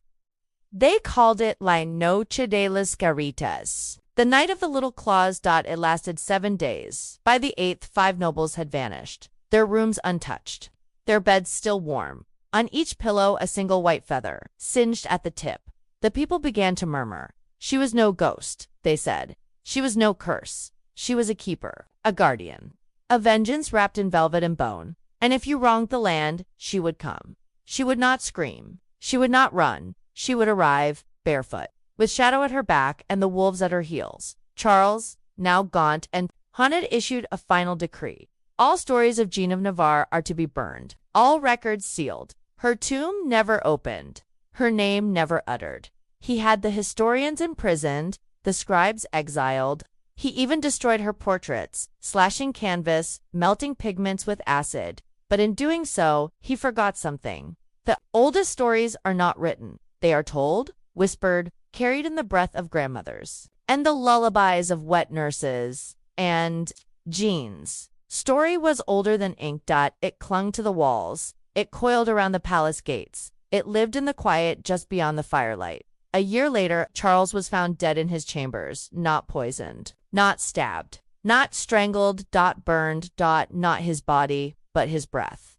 Witnesses say his mouth opened wide in sleep, and black smoke poured out. He choked, clawed at the air. His skin did not blister. His heart did not stop. He simply turned to ash. Only his teeth remained. And on one faint, carved into the enamel, was a symbol, a wolf crowned. No one dared claim the throne for months. The court stood empty. The bells remained still. The forests grew thick once more. Eventually, a distant cousin of the royal line took the crown, but she did not rule from the palace. She ruled from a fortress far away. And every year, on the date of Jean's death, she left an offering, a bowl of milk, a strand of hair, and a wolf's tooth on the steps of the old chapel ruins. The milk always curdled, the tooth always vanished, and the hair was always replaced by one, not her own. Black, coarse, warm, stone crumbled. Trees reclaimed what men once built. The palace where Jean once reigned fell to ivy and rot. Its corridors, once swept and scurried by servants, now echoed only with wind. Ravens nested in the rafters. Wolves, real wolves, perhaps were seen again among the crumbled colonnades. But the tomb never cracked. It stayed sealed, untouched by pickaxe, torch, or time. And the villagers of Navarre, they remembered. They kept their distance, not out of reverence, not quite out of fear, but a kind of uneasy respect. The kind one shows to a mountain before a storm, or a well that never runs dry but whispers when you pass too near. The chapel of Jean became a ruin, then a story, then something quieter than either. Yet some still sought her. They always do. The curious, the obsessed, the ones who chase smoke through the dark. In 1789, during the early tremors of revolution, a scholar named Etienne Boudreau made his way to the ruins. He was fascinated by royal women, particularly the ones erased, forgotten, or buried too neatly in official histories. Jean, he claimed, had not just been erased. She had been feared into silence. He camped near the tomb for 3 days. Locals warned him not to. They said the wolves still came down from the hills, on certain nights, but not to feed, to watch. Boudreau scoffed. Wolves do not frighten the Enlightenment, he said. On the 4th morning, his tent was found empty. A single page remained inside, written in Latin. Shaky hand, translated loosely. It read, "She walks in rings. Not past, not future. Fire is the hinge." And in the center of the parchment, a burnt hole, perfectly round. Then came the travelers. 19th century folklorists, German occultists, one British woman in a red scarf who claimed to be Jean's descendant. She vanished in the forest with a silver dagger and a bottle of lamp oil. Only the dagger was found. Russell's resting upright in the snow. The oil still full, frozen. The Vatican took notice in 1937. A small team of ecclesiastical historians and archaeologists, backed quietly by the church, arrived to investigate the site. They weren't there to unearth the tomb, only to evaluate spiritual disturbances. As the documents put it, their notes when published were brief and sanitized. But the private diaries told another story. One entry, dated October 14th, read, "We slept near the chapel. At precisely 3:13 a.m., all of us woke simultaneously. The air was warm. A wolf howled outside, though no wolves exist in this region anymore." Father Grimaldi claimed he saw a woman standing at the tree line. She had no face, only a mouth. It smiled. The church closed the case. No further investigations were authorized. Even now, in modern times, Jean's shadow has not fully lifted. In 1986, a fire tore through the National Archives in Pamplona. No casualties, no cause identified. But among the ashes, only one document was spared. A weathered genealogical chart detailing the lineage of Navarre's queens. Jean's name had been erased, but a single line remained above it, not typed, not handwritten, scratched with a blade. "My story is not yours to end." In 2004, a woman named Isabel Aresh, a schoolteacher with no known ties to nobility, began having dreams. She said they came every full moon, always the same. She stood in a forest of ash trees. Wolves circled her, and a woman stepped from the shadows, barefoot, eyes glowing like fireflies. She didn't speak, Isabel told an interviewer, but I felt her thoughts like thunder under the skin. After the dreams began, Isabel developed a strange gift, or curse. She could predict fire, house fires, electrical shorts, even wildfires days before they broke out. She moved to a monastery. She does not speak anymore, but in her room, she draws wolves in charcoal, over and over, each one wearing a crown. In the end, Jean of Navarre outlived her kingdom, not in flesh, but in legend. She did not demand monuments. She left no heirlooms. She did not beg history to remember her name. Instead, she became something older, more primal, a warning in the bones, a song in the roots, where most queens were written into scrolls. Jean was etched into soil, and so her story lingers, not on the lips of historians, but in flickers of smoke, the pawprints beneath snow, the sudden warmth in an old stone ruin.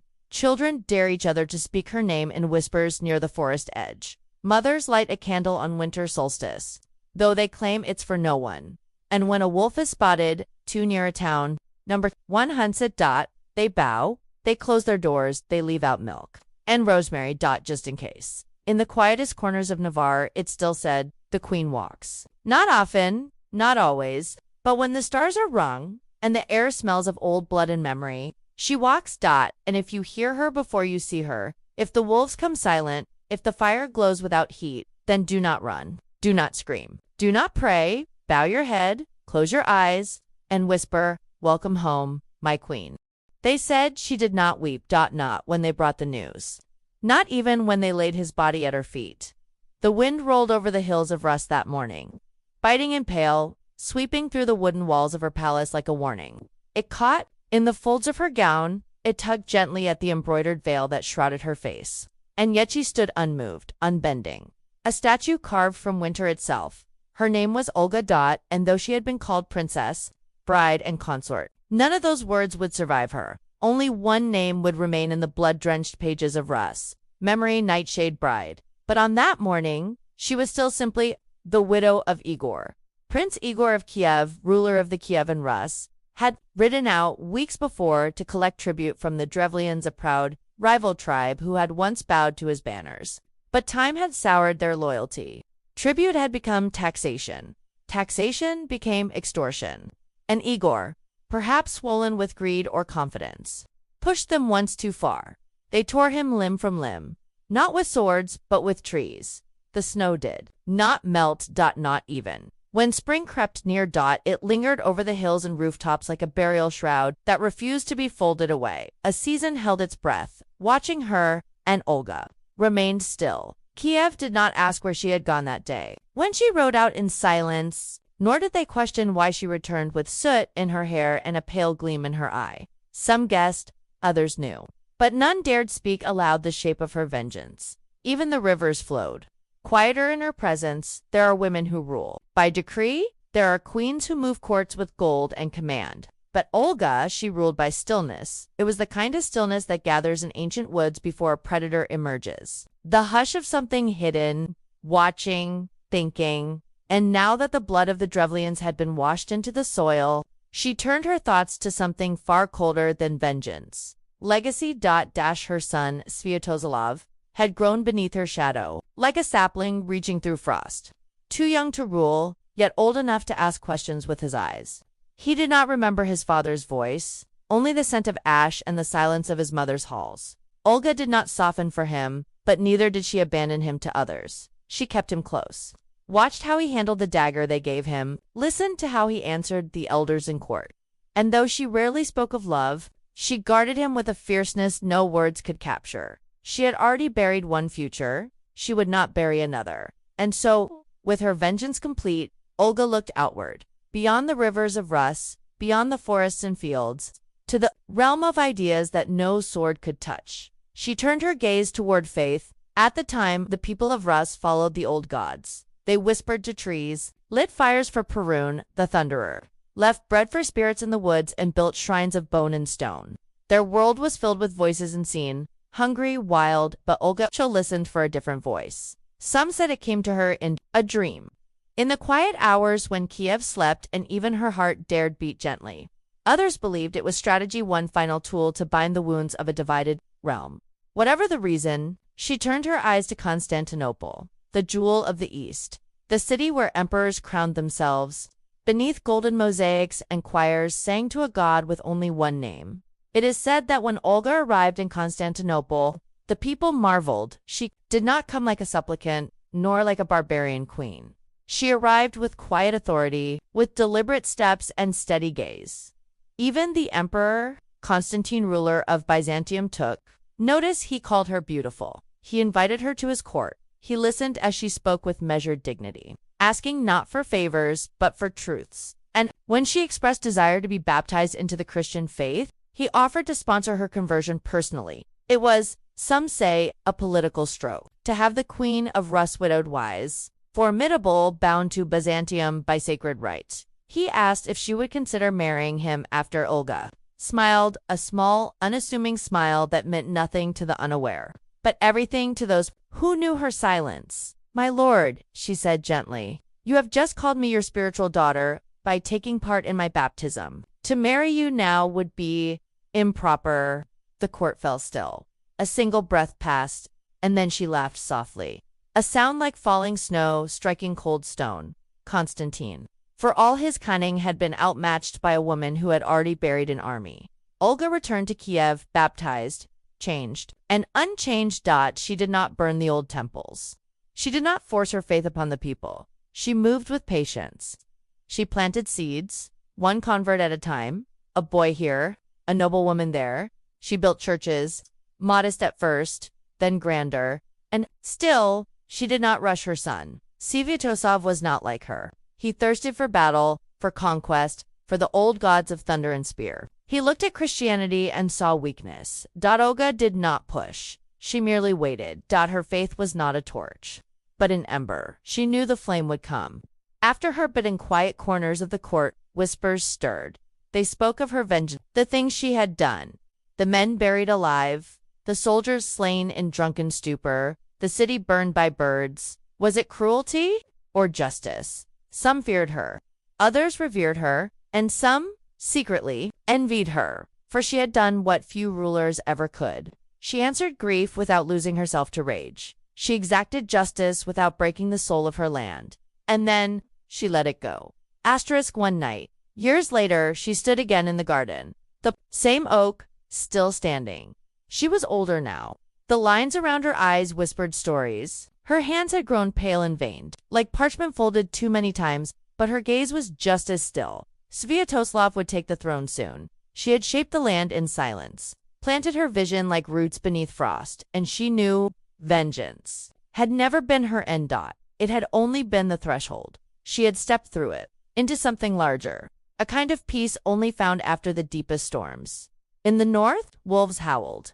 In the east, fires flickered in distant huts. And in the heart of Rus, a woman slept at last. Not in sorrow, not in fury, but in the long, cold, dreamless sleep of one who had finished her song. They bent two tall birch trunks to the ground. They tied one of his legs to one tree, the other to the next. Then, like a cruel arrow, they let them go. The trees snapped upright. Igor did not. What was left of him was brought back to Olga, tattered, ragged, twisted, and still. She did not weep. The servants around her watched in silence, hoping for wailing, fearing fury. But she stood so still, they could barely tell she breathed. It was not grief that darkened her eyes, it was thought. Quiet, long, terrible thought. Revenge, after all, is not born in fire. It is born in stillness. Olga was no stranger to cold. She had come to Kiev not as a queen, but as a promise, a young bride pledged in alliance. Her heart tucked away like an amulet, no one dared disturb. In court, she had spoken little. She had watched everything. She learned the tilt of a noble's ambition by the twitch of his smile. She heard the weight of lies in the silences between words. She studied the language of survival like others studied scripture. And when she stood beside Igor Talbrush and eager to conquer, she was not his echo. She was his balance, but now Igor was gone, and the Drevlians had written their own invitation to ruin. Days after Igor's death, When the embers of morning had yet to cool, a Drevlian envoy arrived in Kiev. They brought no apology, only arrogance. 10 noblemen, cloaked in fur and pride, came before Olga bearing gifts and a proposal. Our prince, they said, is wise and strong. He wishes to marry you. You are beautiful and worthy. Become his bride and let peace reign between us. A murmur passed through the court. The stones themselves seemed to recoil. Olga's face did not change. She looked at the men, her gaze calm, almost amused. She nodded slowly. Your proposal is kind, she said softly. I will consider it, but I wish to honor your arrival properly. Tomorrow, you will be carried in glory through the streets of Kiev. My people must see who would take me as wife. The Drevlians beamed. Mistaking civility for surrender, they did not see the frost forming behind her eyes. That night, Olga did not sleep. She walked alone through the palace. Gardens' paths rhymed in frost, branches skeletal and whispering in the breeze. She paused by a lone oak, placing her hand upon its bark as if to draw something from within it. Something ancient. Something that spoke of forests and fangs. She whispered to no one, let them come. At dawn, the streets of Kiev lined with people. Word had spread, the men who killed Prince Igor had come, and Princess Olga would meet them not with war, but with welcome. Or so it seemed. The 10 Drevlians stood tall in their carts, dressed in fine wool and golden clasps. Children peered between their mothers' arms to catch a glimpse. Old women spat quietly into the dust, and Olga, draped in deep blue, her eyes unreadable, watched from her balcony. She lifted her hand, the gates of the palace swung open. Bring them to me, she said. But they were not brought to the hall. The carts were wheeled instead to a great pit dug in the night. Deep, wide, hidden from the road's view, a ceremonial bathhouse, they were told. The Drevlians laughed as they stepped down. They removed their boots, they smiled at the servants, and then they were pushed. The pit swallowed them like a mouth. Screams rose briefly. Then silence. A final shovelful of earth fell. Olga listened, and only then did she smile. But that was only the beginning. The Drevlians, unaware of their envoy's fate, sent yet another group, more noblemen, more hopeful words, more poisoned praise. They arrived days later, asking again if Olga would marry their prince. She greeted them warmly, fed them, praised their diplomacy, and then, with honeyed voice, she made her second request. You have traveled far. You are tired. Rest in our bathhouse tonight. Tomorrow we shall speak again. The men nodded eagerly. They entered the bathhouse. And as the wooden door shut behind them, it was set aflame. From outside, no screams could be heard, only the crackle of fire and the faint scent of burning velvet. By now, Kiev whispered her name differently. Not Olga, but Vol Chit. She-Wolf. She had not lifted a sword. She had not sent armies. But already, the ground drank deeply. Still, she was not done. One more trick. One more smile. One more dance of death. She sent word to the Drevlian prince himself. I have considered your offer. The message read, and I am willing. But before I come to you, allow me to honor my dead husband with a funeral feast. Send your greatest warriors to escort me, your bravest, your boldest.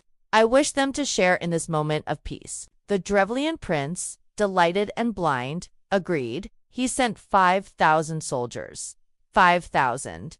And when they arrived, Olga welcomed them into the city. She fed them. She gave them mead. So much mead. It flowed like rivers. And when the feast reached its height, when their heads lolled and their mouths sang drunken praise, she gave the signal. Her own men waiting, watching, fell upon them like shadow. The slaughter was silent, methodical. 5,000 men, lulled into a dream, awoke to death. By morning, only smoke remained.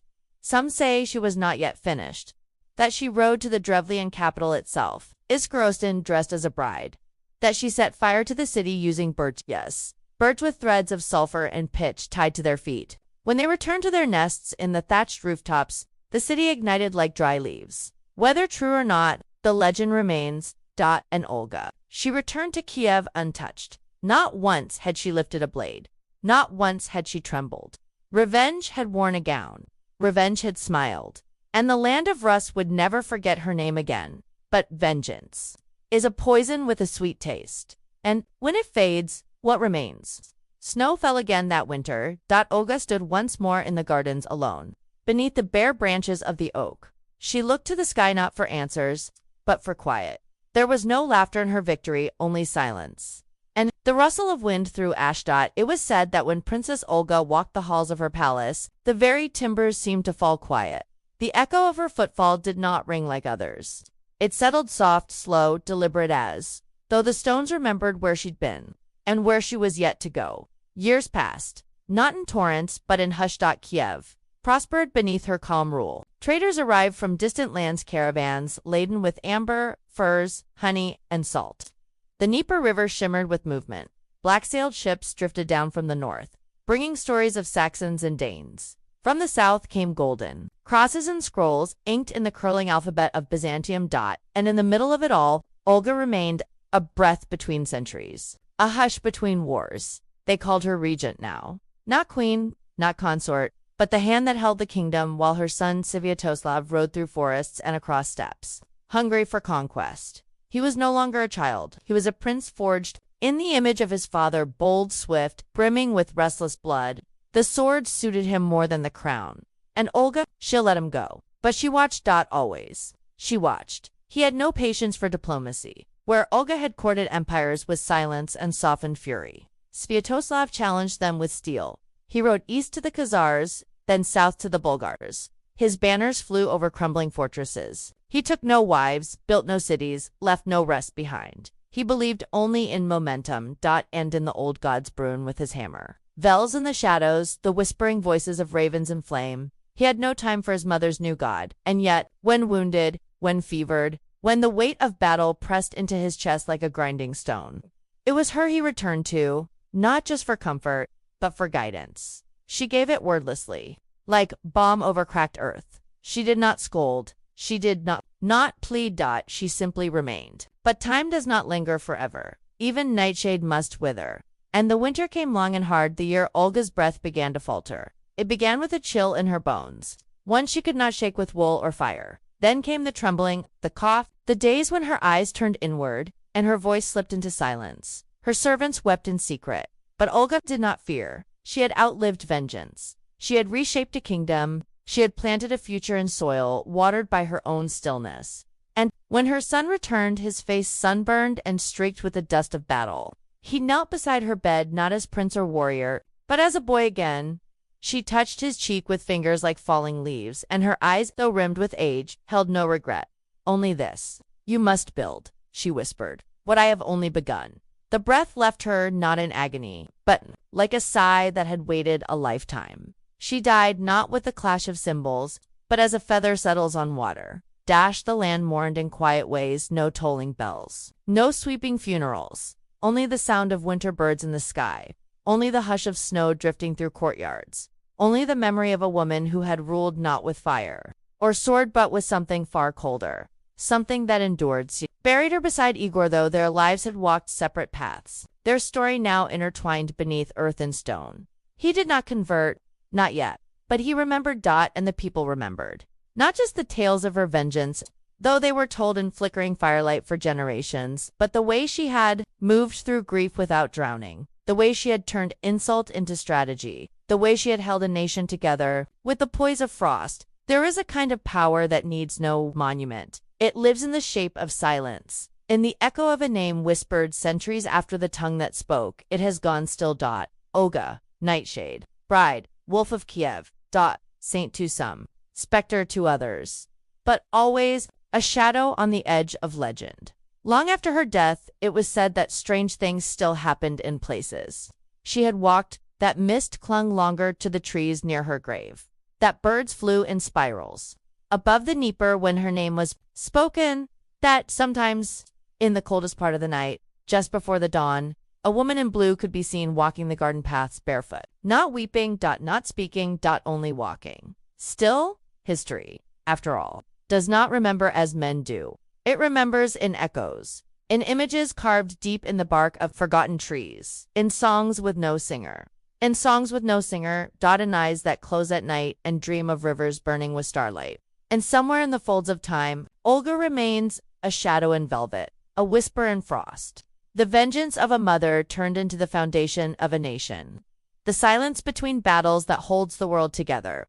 The year after Olga's death, The snow arrived early, it drifted down over Kiev before the harvest was done, blanketing the fields like a warning. The peasants moved slower that season, casting furtive glances at the hills where trees had grown gnarled with age. Their roots tangled deep in the stories of old dots. Some said the land itself mourned her, others believed it was only weather. But the truth, like so many things that clung to Olga's legacy, lay somewhere in between. Because the wind still whispered her name. Because people still lit candles where her ashes once lay. Because grief, when shaped by power, doesn't fade like smoke, it settles into the bones of a kingdom. And the kingdom was listening. Sviatoslav ruled, as she had known he would. Restless, relentless, bold as flame and swift as flood. He was not cruel, but he was sharp. His armies rolled like thunder over the steppes. He crushed the Khazars, unsettled the Bulgars, even dared threaten the gates of Byzantium itself. But he did not stay. He had no palace, no court. He moved constantly, as though to remain still would betray the blood in his veins. And so, he left his sons behind. He split the realm like bread, giving Novgorod to one, the capital to another, and trusted that fire alone could hold them together. But fire does not bind. Fire consumes. And behind him, the old winds stirred. The people remembered Olga's ways. Not just her vengeance, but her patience. She had listened to farmers speak of rain. She had sat with elders who smelled of smoke and pine. She had watched, quietly, as merchants from the Black Sea tried to twist their words around silver. And she had remembered every name, every promise, every betrayal. They said she had spoken to no one of her plans, but everyone felt them before. They unfolded as though the land itself had learned to hold its breath when she walked by. Now, without her, the silence returned, but it was not the same. It was heavier. Hollow, for Olga's stillness had been a shield, a mirror, a warning. Now, it was only absence. The noble families began to whisper again. Not of gods or enemies, but of power, of borders, of sons too young and lands too wide. The old hatred stirred like coals under Ashdod. The Drevlians were long gone. But the shape of rebellion never disappears. It only shifts its face. And the city felt it, felt the tremble in the soil, the tightening of breath, the sense that something had been taken but not replaced. One priest, an old man who had known Olga in her final years, stood on the church steps one morning and spoke softly to no one. She burned the bridges behind her, but she also lit the way ahead. Few understood what he meant. Even fewer dared to ask. But the idea lingered, like the scent of myrrh after prayer, that Olga's legacy was not only in the blood she spilled, but in the quiet she left behind. When messengers brought word of Sviatoslav's death, the city fell into a hush. He had been ambushed by the Pechenegs, his skull turned into a drinking cup. His body left unbowed. Red. The boy who had once knelt at Olga's bedside had vanished into dust and legend. And now, Rus was cracked down the middle. His sons were too young to rule alone, and there was no Olga to hold their hand steady. Some say that the ghost of the Nightshade bride walked the palace halls that year. Not in anger, not in mourning. But in disappointment. For she had laid the path with care, had wrapped her legacy in silk and steel. And now it frayed beneath the weight of war. One night, it is told, a servant girl, carrying candles through the upper corridors, glimpsed a figure in a long veil standing at the arched window. The air was so still she heard her own heartbeat. The woman did not turn, but the scent of juniper and ash filled the hallway, and the candles, it is said, would not light again until morning. But stories drift like snow. They pile, layer by layer, until truth is buried too deep to find. And Rus, fractured and uncertain, turned its gaze once more toward faith. Not out of piety, not yet, but because it needed a story bigger than its wounds. And the story that remained was hers. Olga's quiet conversion to Christianity had seemed small at the time, a personal choice, a foreign curiosity. But now, with no one to anchor the realm, her faith became a compass. The priest spoke of her as a saint in secret, of her patience, her temperance, her long war that ended not in conquest but in calm. It was the kind of tale a wounded nation could understand, because vengeance was satisfying but peace was survival. And so, slowly, the seeds she had buried beneath years of frost began to grow. New churches rose, humble at first, then proud. Children were baptized with names that echoed not the old gods, but new hope. And her grandson Vladimir would one day stand upon the river banks and lead the people into the waters. Not with fear, but with quiet determination. He would remember the stories not of Igor, not of Sviatoslav, but of her, Olga, who had chosen fire when the world expected tears, and silence when the world demanded wrath. And perhaps that is the mystery of her name. That behind the violence, behind the smoke, behind the slow, cold vengeance she laid like thread across time, there was something else. Something quieter. Prayer in the dark, a lullaby beneath the blade, a woman who wore grief like armor and taught a kingdom how to wait and survive. The snow had melted at last, not with warmth, but with time. The rivers swelled. The fields turned silver with thaw. The breath of spring came soft and cautious, like a hand extended after a long quarrel. And Kiev blinked in the new light, unsure of what remained beneath the frost. The nightshade bride was gone, but she had never needed a throne to rule. Her power had not lived in iron or gold. It had lived in memory. Years would pass, decades. Children grew up hearing her name spoken with both reverence and unease. She was not the kind of queen to comfort bedtime dreams. She was the kind to walk beside them, unseen, watching in silence. Not a figure to be praised blindly, but to be understood if one dared. Her story did not soften with retelling. There was no sweetening in the old women's voices when they spoke of the bathhouse filled with screams. No gentleness in the way they described the birds, wings bound with fire, loosed into the sky. No mercy in the memory of soldiers fed, drunk, and slaughtered like beasts in their sleep. And yet, there was something else too, buried beneath the horror, a sense, not of cruelty, but of precision, of justice carved into the bone of time itself. In some remote villages, they said that Olga had not died. She had become something older than flesh, a spirit of winter, a guardian of crossroads. They left offerings at trees split by lightning. They whispered her name when vengeance stirred in their blood, but had not yet found its shape. They prayed not for forgiveness, but for clarity. What kind of woman becomes legend? Is it the kind who forgives, or the kind who remembers, who waits, who speaks only when the words will burn like frostbite, who smiles gently when the knife is already at your throat? Olga was not made of pity, but neither was she made of rage. She was something else entirely. The silence between hammer strikes, the breath between the howl and the kill. History, in its clumsy hands, tries to make things simple. It names her Saint Olga of Kiev, first Christian, ruler of Rus, mother of conversion. And yes, she was all of these, but before she turned to God, she turned to the forest, to the grave, to the pit, and the flame and the poison-dipped smile. She walked through hell, and came out clean not because she was divine, but because she was deliberate, and maybe that is what terrified the world most, that her power was not born of sorcery or inheritance, it was born of patience. She waited, she watched, and when the time came, she did not strike out blindly. She did not wail. She arranged. The Drevlians are gone. Not a ruin remains, not a monument, only a tale, whispered by the fire, of the woman who did not weep, of the bride who burned villages with birds, of the mother who buried her husband and buried her enemies deeper still. Olga's bones no longer rest in Kiev. They were moved long ago, scattered across holy places by hands that meant to honor her. But she was never meant for altars. She belongs elsewhere, in cold wind, in steady eyes, in the soft voice that says, not yet, let them come. The last snows fall in quiet spirals, and somewhere, beyond time, beneath the birch trees that creak like old secrets, she walks again. The nightshade bride, the wolf of Rus, her steps leave no print, only silence, and the shape of memory.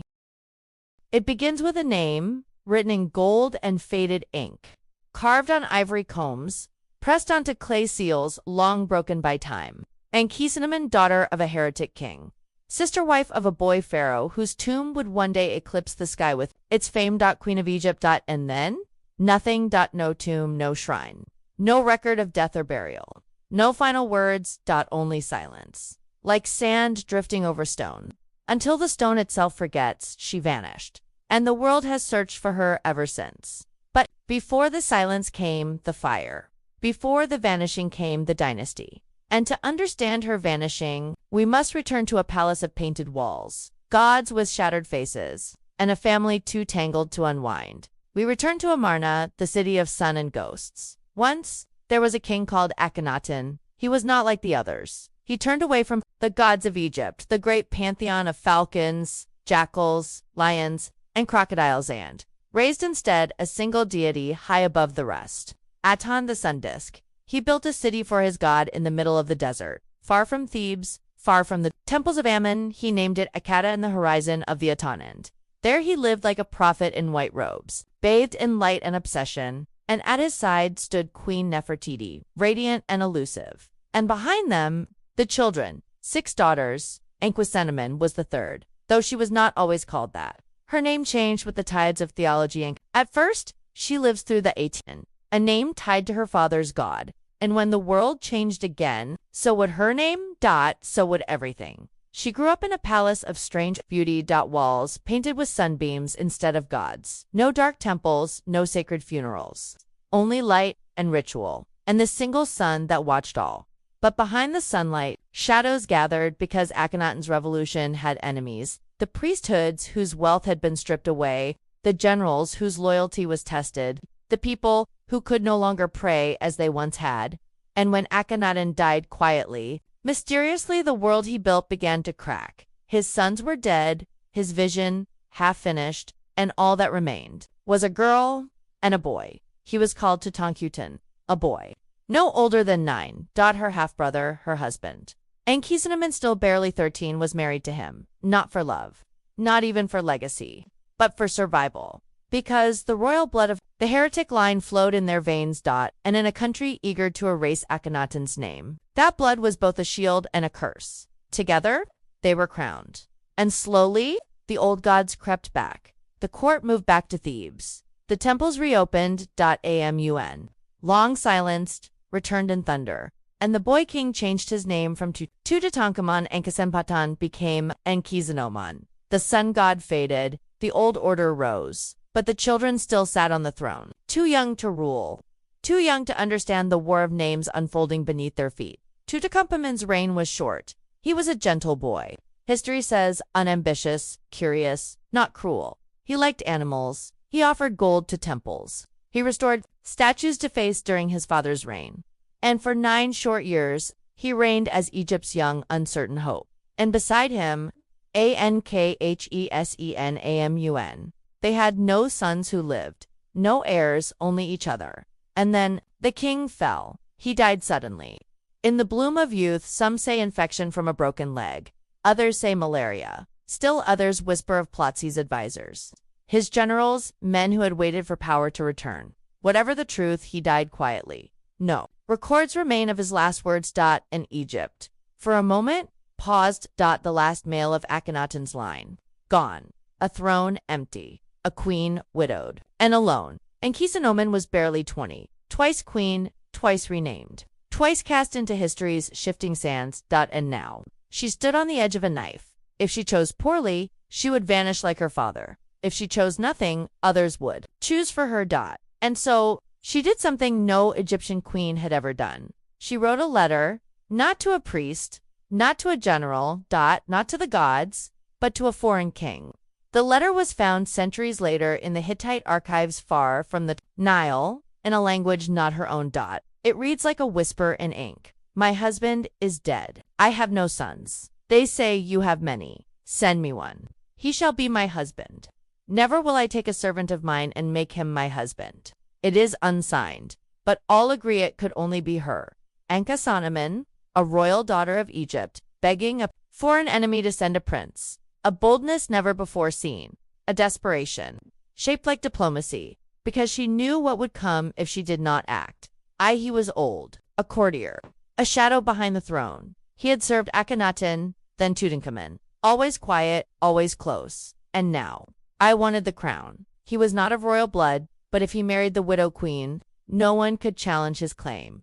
And he knew, and she would not bend. She would not give her name to a man who had served her family like a vulture waiting on the roof. And so, the letter, the plea across enemy lines, send me a prince. I will make him king. The Hittite king was stunned. He questioned it. Egypt's queen asking for a Hittite husband. It was unthinkable. But he sent a Prince Zenanza. He never arrived. Somewhere near the border, he vanished. Likely killed, some say by A's men, some say by rivals within Egypt. Whatever the truth, The road closed, the silence deepened, and in keys of nomen she disappeared. From letters, from scrolls, from history itself. No tomb bears her name. No wall bears her image. It is as if she were swept from the world, like a footprint erased by the desert wind. She had once walked among gods, daughter of Nefertiti, whose beauty carved itself into eternity, child of Akhenaten, whose heresy redrew the heavens, wife of Tutankhamun, whose tomb would echo louder than any living voice.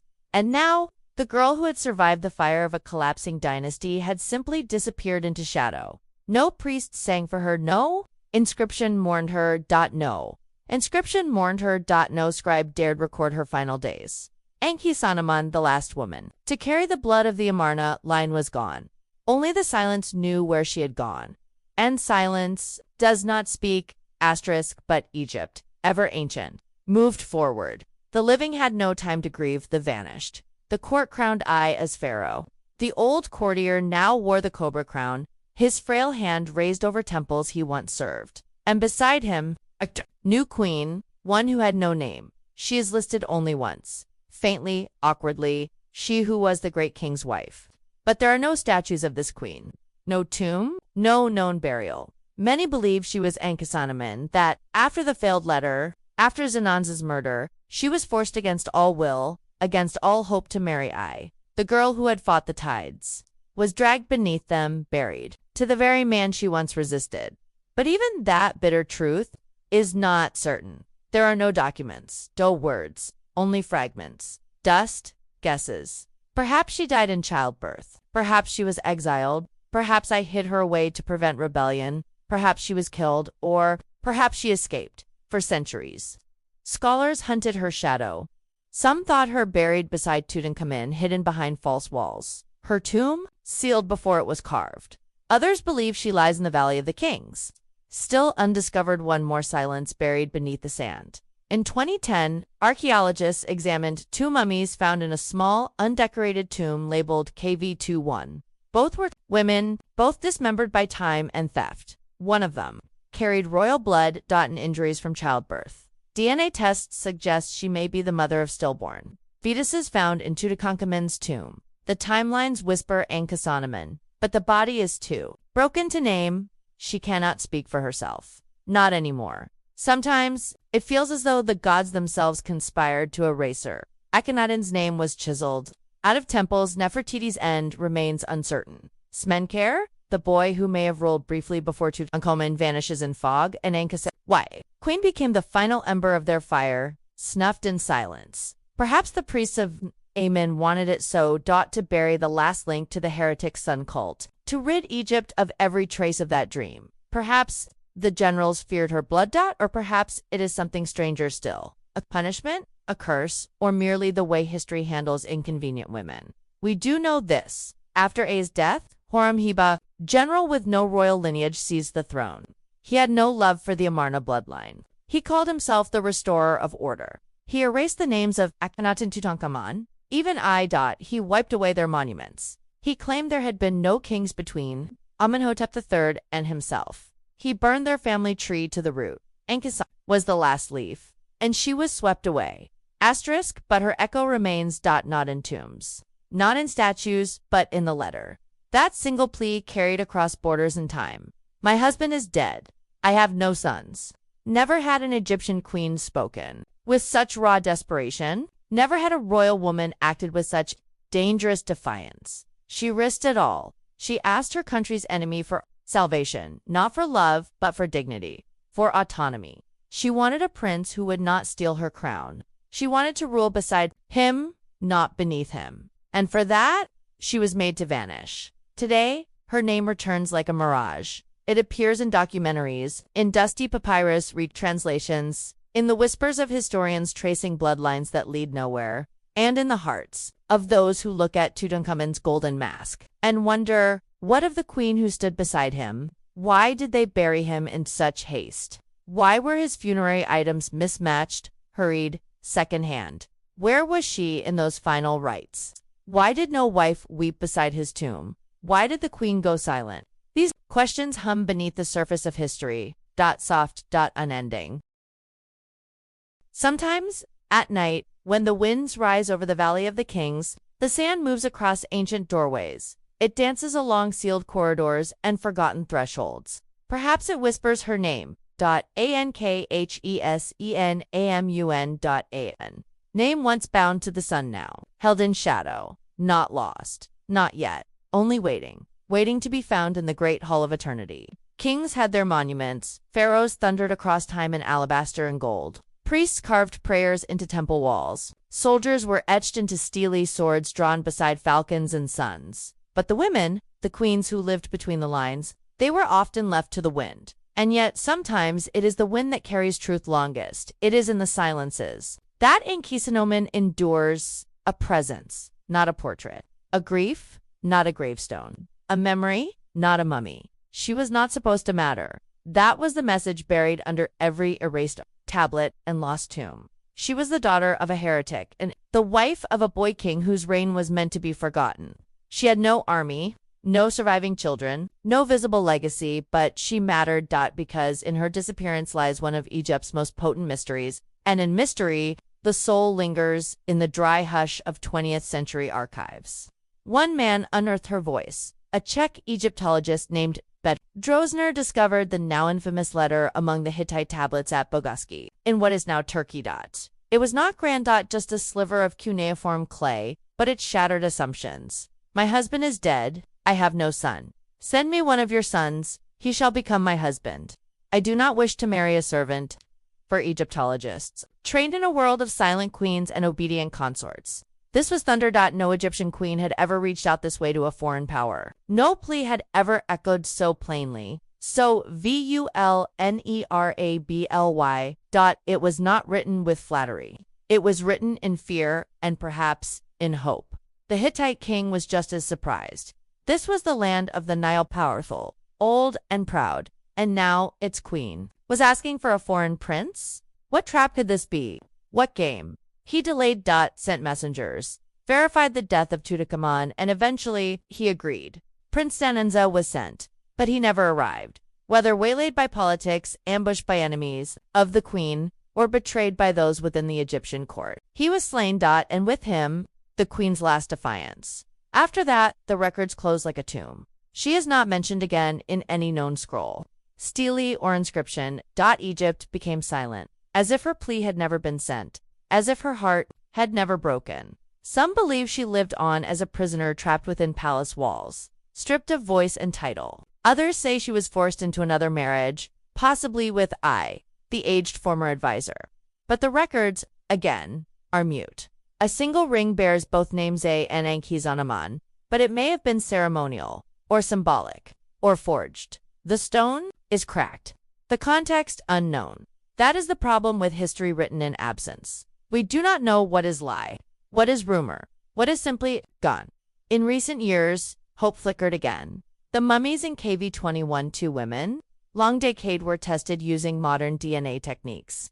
1. Researchers believe may be the mother of Tutankhamun's stillborn daughters. This suggests a close biological connection. Possibly. Ankhessenamun. If true. It is one of the rare biological confirmations of a queen's identity in ancient Egypt. But science cannot give us her thoughts. DNA does not tell us if she wept in the dark, or whether she cursed the gods, or whether, in the end, she surrendered to silence. For centuries, artists and writers have filled the void with dreams. Ankhessenamun becomes the spectral bride, wandering palace corridors, the fallen queen whose hand remained outstretched toward a foreign savior who never came. The girl who wrote a letter that cursed a prince and called down the wrath of the gods. Some claim she was the last priestess of Aten, secretly preserving the cult of the sun. Others say she fled Egypt, entirely vanishing into another land, changing her name. Surviving as myth, no theory holds long. They vanish like dew in the desert. But the yearning behind them remains. Because we cannot bear the idea that someone could simply vanish, that a queen, a woman who bore the weight of empires, could disappear without a trace. Perhaps that is why her story endures. Not because it is complete, but because it is incomplete. A whisper in a corridor, a question left unanswered, a room with one wall missing. We listen not because we know the end, but because we do not. And so we return to the tombs. We scan the Valley of the Kings, hopeful for Sinzan, unopened chamber. an undiscovered shaft. In 2015, radar scans of Tutankhamun's tomb revealed anomalies behind the north and west walls, possible hidden chambers. Speculation surged. Could Ankhesenamun lie there? Was she buried hastily, secretly, beside the boy she had once ruled with? Or was it someone else? No conclusive proof ever emerged. The walls remained unbroken, the chambers, if they exist, remain sealed, and the queen remains missing. In this way, her story becomes both legend and caution, a reminder of how history chooses what to remember, and how silence can be louder than words. We remember Nefertiti for her face. We remember Cleopatra for her suicide.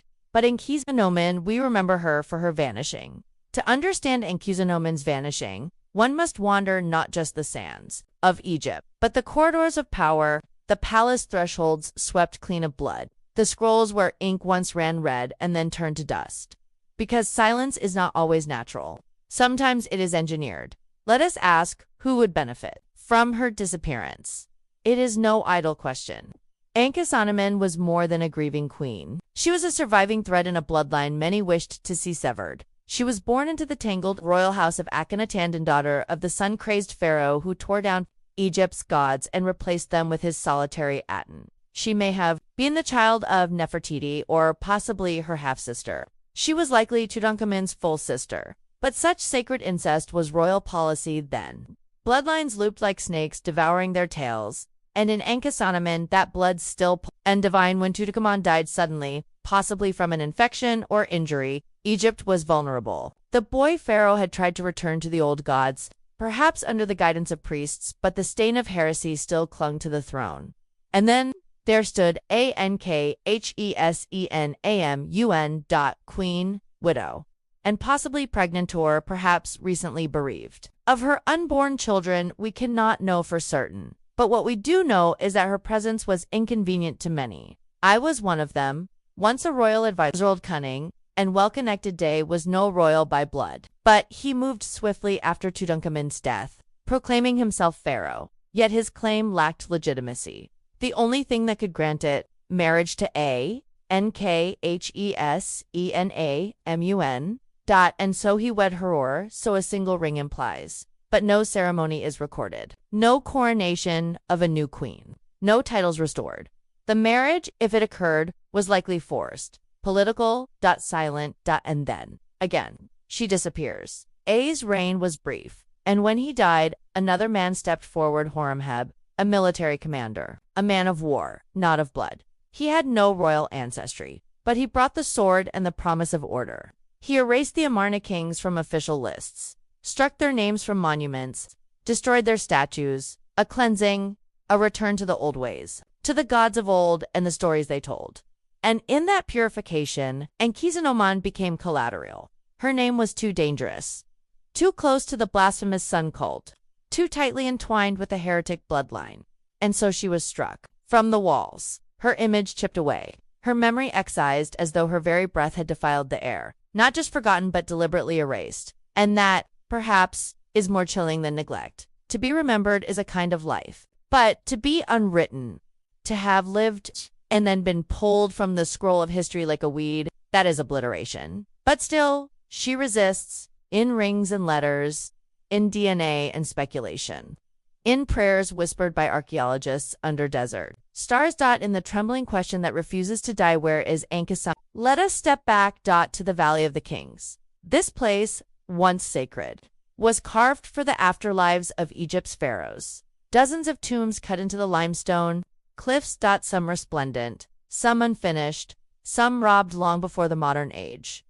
Tomb KV62 was a minor one, tight, cramped, hurried, likely prepared in haste, not originally built for him. So where was Ankhesenamun's? No known tomb bears her name. No monument weeps for her, but the clues are faint and stubborn.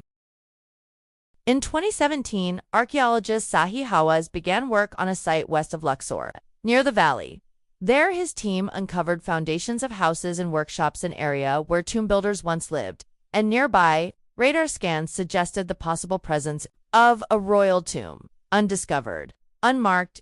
It may belong to Ankhesenamun or to someone else entirely. Work continues. Dust is brushed away, tunnels mapped, echoes interpreted. But for now, no door has opened. The mystery remains. Why would a queen of Egypt have no burial? Was she denied it? Was she buried secretly to protect her from enemies or from memory itself? Or did she die in exile? Her body never returned. The answers do not arrive. Only more dust, more shadows, more longing. And so, over time, Enkidu has become something else. Not merely a queen, but a cipher. A space where we place our fears of erasure, of being forgotten, of the violence of history. She has become the specter of every woman whose story was swallowed by power. She was born into worship and chaos. Married young, mourning before she could understand what she had lost. Her womb carried gods and dead infants. Her hands wrote letters to foreign kings. Her silence became prophecy. And when her story could not be controlled, it was erased, but not completely.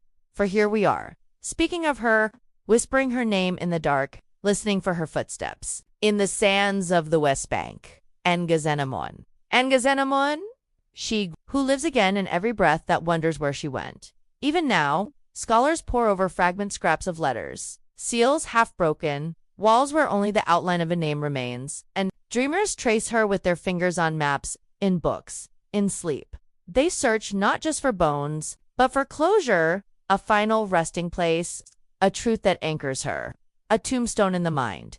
But perhaps she has already found a kind of immortality.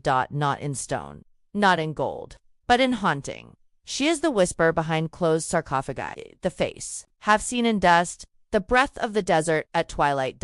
She is a queen who vanished, and will never entirely go away. Night in the desert is not silent, it hums. Wind curls around shattered pillars, and stars burn overhead like the watchful eyes of forgotten gods. Somewhere near the Valley of the Kings, the earth lies undisturbed. Beneath it, perhaps, stone doors, wait, or bones, unnamed. Perhaps she lies there.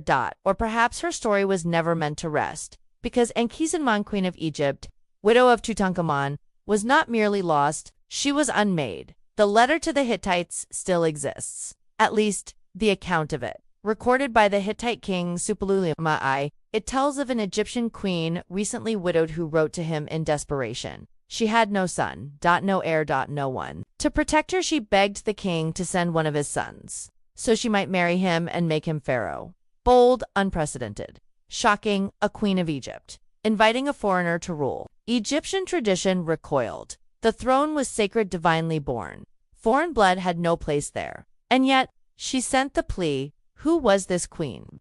The Hittite records never name her, but most historians believe it could only have been Ankhesenamun. No other queen fits the time. No other royal widow held such power, then found herself so cornered. Suppiluliuma was intrigued. He sent his son, Prince Zanza, to Egypt, but the prince never arrived. He was killed, murdered, it seems, by factions within Egypt who feared foreign rule. And then, all records go silent. No more letters. No reply, no queen. Enkidu vanishes. Let us imagine her, just for a moment. A young woman, alone in the palace halls, her husband dead, her court swirling with men twice her age. Men with ambitions deeper than grief. She reaches out across mountains and borders to a foreign king. Not out of love, but strategy. A desperate gamble. And when it fails, she is left surrounded. Possibly forced into marriage with stripped of titles, silenced, and then erased. Her story ends not in fire, but in smoke. But the human soul cannot help itself. We imagine what happened next. Some say she was buried in secret, her tomb disguised so it would not be desecrated. Others believe she was sent into exile, perhaps to a temple, or to live out her days as a silent priestess. There is even a theory, however, thin, that she escaped, leaving Egypt entirely. Her letter to the Hittites may have been more than a plea. It may have been an attempted exit, and yet the tomb never comes. No funerary goods, no cartouche, no mourners carved into stone, only absence. But this absence speaks for centuries. Egyptologists have followed its echoes. Howard Carter, who discovered Tutankhamun's tomb in 1922, speculated that another chamber-sealed Hittite might exist. Beyond the tomb's walls, modern radar scans, taken in the last decade, suggest possible voids behind the walls of KV62. Some believe these could be unopened tombs. Others are skeptical. No definitive discovery has yet been made. but the possibility lingers. Perhaps she is there. Perhaps she always was.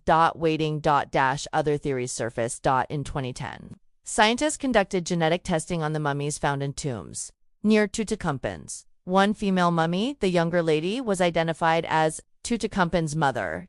Another, KV21A, mate Bankhsenamun. She shares genetic markers. She may have died young, but the body is damaged. Facial features unrecognizable. The identity uncertain. And until we know for sure, it remains only theory, a whisper, not a revelation. But there is a kind of poetry to that. Enkisannamun belonged to a time where names were carved in gold, but destinies were written in sand. Her bloodline was both sacred and condemned. She was the daughter of heretics, wife to a god king, widow to a nation. Her voice was once heard across empires, and then stolen from the wind. Yet history does not forget, so icily. It circles back. Archaeologists return, year after year, brushing dust from hieroglyphs. They re-examine DNA, retranslate letters, rechart maps. Because there's something about her, not just mystery but melancholy. She is the queen who reached too far, trusted too much, and dared to act. And in the act, she became a threat. So they silenced her. But ghosts have patience. Every year, new tombs are unearthed, new names, new secrets, and sometimes new grief. And still we wait for a chamber, a coffin, a cartouche that will say, "Here lies Enkisannamun, beloved of the gods, queen of Egypt." But perhaps that moment will never come. So she lingers instead in our imagination. Her story, a shape without edges, her life half-lit, we know just enough to ache for her, not enough to find peace. Somewhere in the dark, she still walks. Past canopic jars long buried, past statues with no heads, past kings who tried to outlive her. She walks barefoot, unseen, and we follow through silence, through shadow, through time. When you next hear the name of Tutankhamun, spare a thought for the girl beside him, the one who wrote letters in defiance, who watched her dynasty collapse, who vanished without a trace. Ankhsenamun. Not quite forgotten. Not quite found. And now the echoes fade. Their footsteps have vanished once more into dust, their names settling back beneath the silence that cloaked them for centuries. But if you listened closely, perhaps you felt them stir. A whisper behind Olga's curtain, a flicker of torchlight in Siandiok's tower, a rustle of linen in a chamber where Enkisannamun's letter once lay, never answered. They ruled without welcome. They endured without witness. They disappeared without farewell. Yet, somehow, you found them again tonight. If their stories moved you, if their shadows still linger behind your eyes as sleep takes hold, then let that be your quiet offering, your candle left at the door of history. And when morning comes, should you remember even fragments of what was shared, tell us which of them spoke to you. Leave their names not carved in stone, but written softly below in your comment. And if you'd like to return to walk beside other forgotten tales, to listen as dust and legend braid themselves once more into voice, then do subscribe this channel to remain among those who remember what history tried to forget. Rest now. Their reigns are done for tonight.